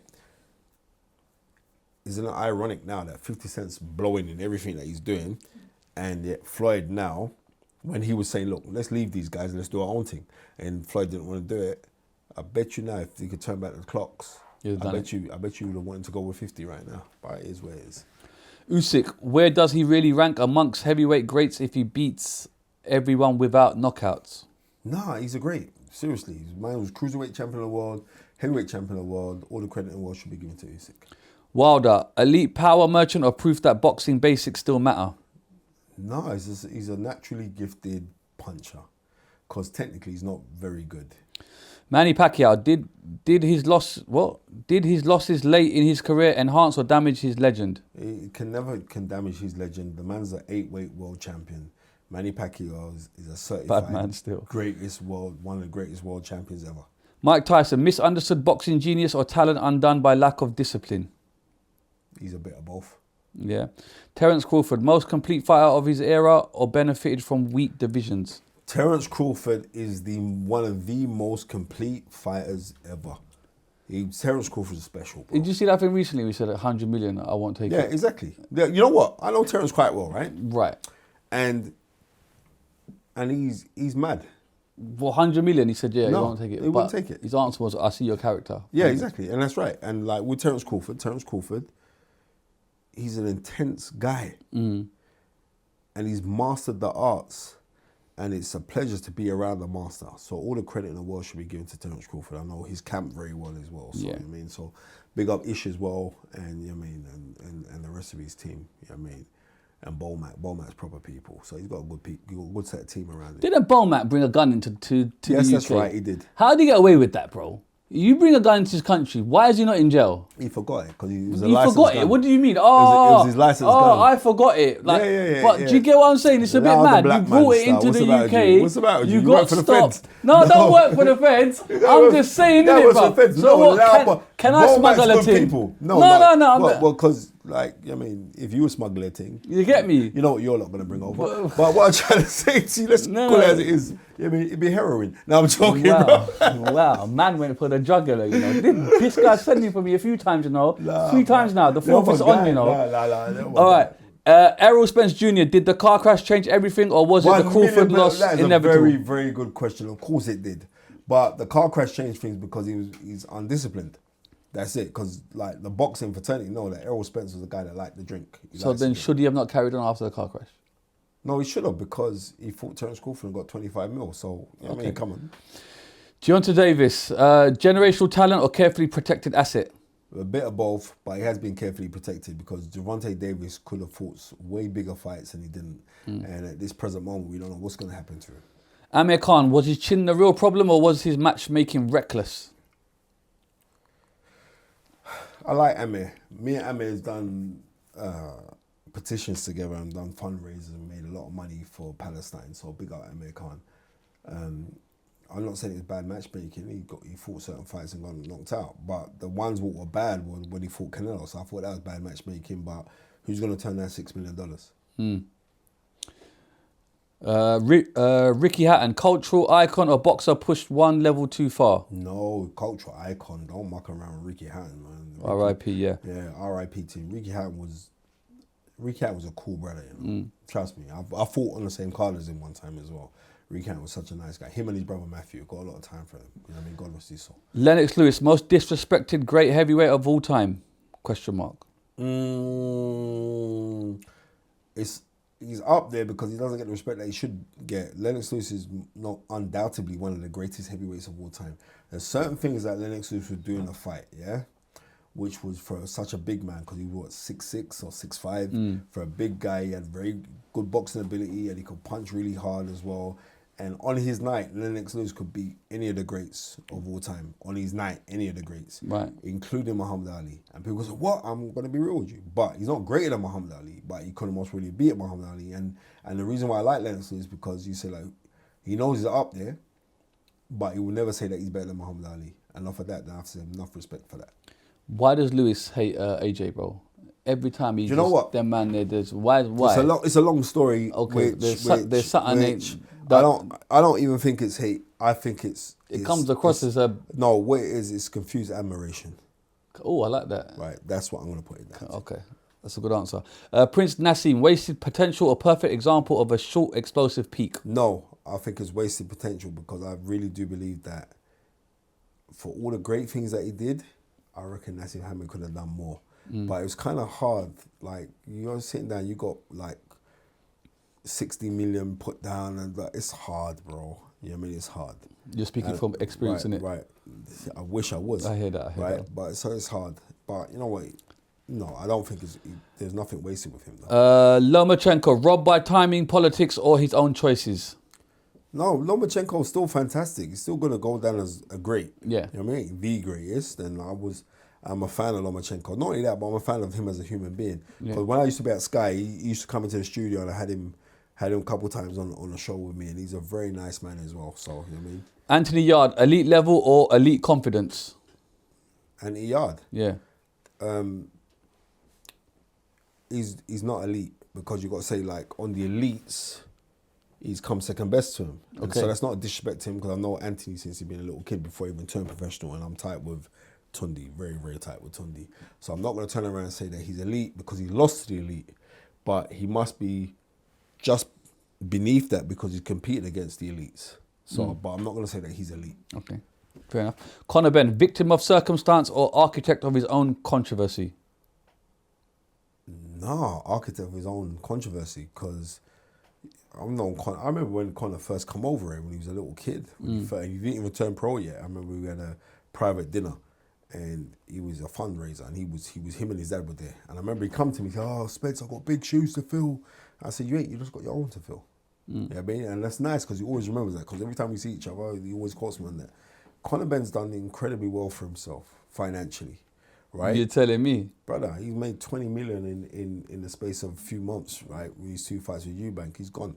So all the credit in the world should be given to Conor Benn for what he's done. I don't like certain things that he's done, like he stuck it on Duke McKenzie. I didn't like that. You know what I mean? Because like Duke McKenzie was talking a bit of madness that he was claiming, but I don't think you should ever. Duke McKenzie, elder, former freeweight world champion, on those things you respect your elders. You know what I mean?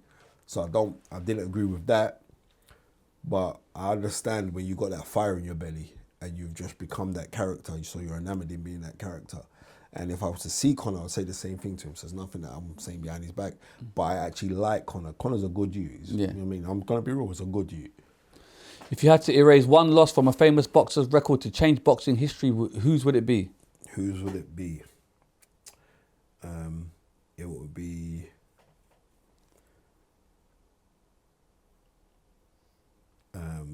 October 1980, Muhammad Ali when he Give me fought. the dates, bro. Muhammad Ali when he fought Larry Holmes. I wish that, because at that time Muhammad Ali was retired for 2 years. 1978 he retired after regaining a world title after beating Leon Spinks to become the first heavyweight to win a world title 3 times, and then Don King wiggled him out, like paid him $6 million to come and fight Larry Holmes, and he was gone at that time. He was like 38 years old, but he was a gone 38, and I wish that he never ever came back for that fight. So if I could erase that, I'll erase that loss. But then he fought one more time after that in 81, October of 81. He fought again when he fought Trevor Burbick, the same guy who Mike Tyson knocked out. So I wish like it'd be that fight, not to fight Larry Holmes and then retire and stay retired. So it'd be that. Quick fire, 1-word answers. That's Go on. it. Hardest puncher you've ever faced? Wayne Alexander. Toughest opponent of your career?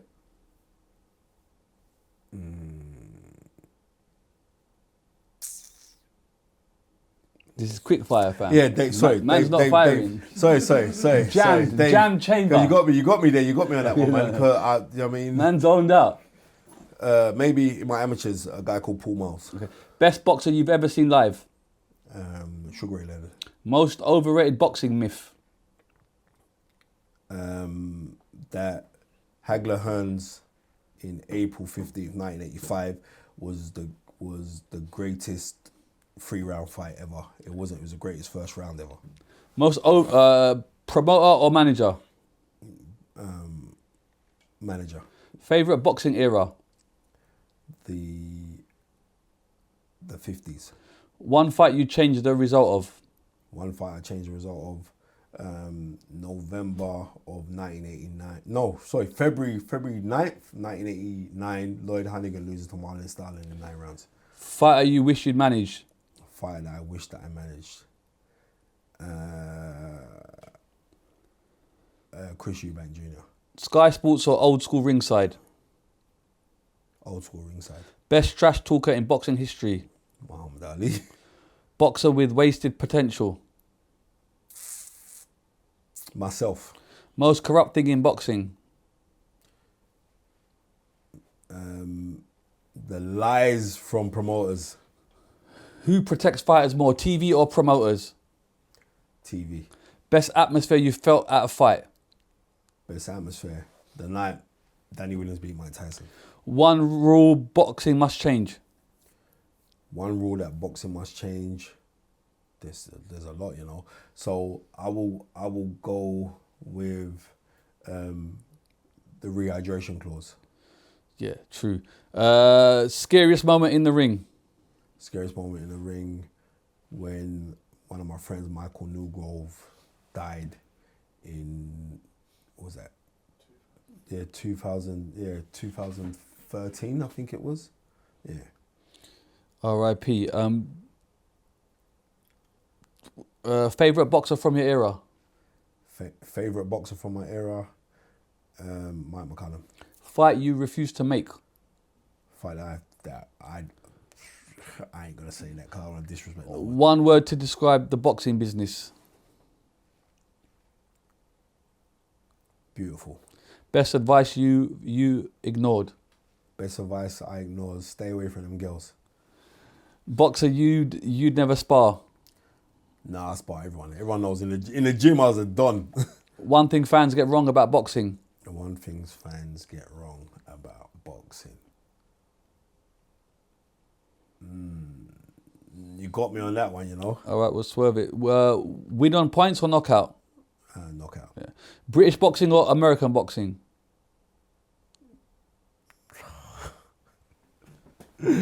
American boxing. Commentator you rate the most? Commentator I rate the most. The commentator I rate the most, he's actually died. His name was Harry Carpenter. Fight you couldn't watch back? A fight that I couldn't watch back. I just spoke about it. Larry Holmes versus Muhammad Ali. Gym or TV studio? I don't get that. What you pick? I like both, but I prefer the gym because I'm teaching. Legacy or money? Money. One person boxing owes an apology to?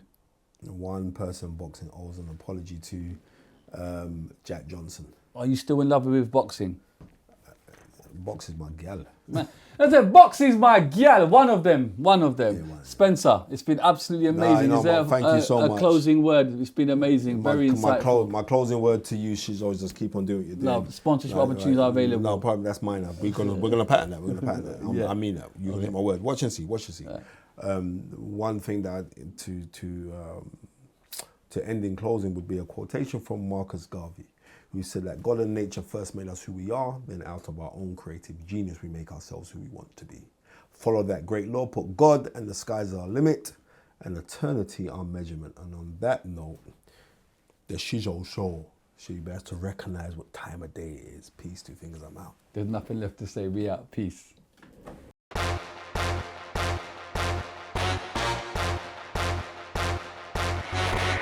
It's the Shizzio show.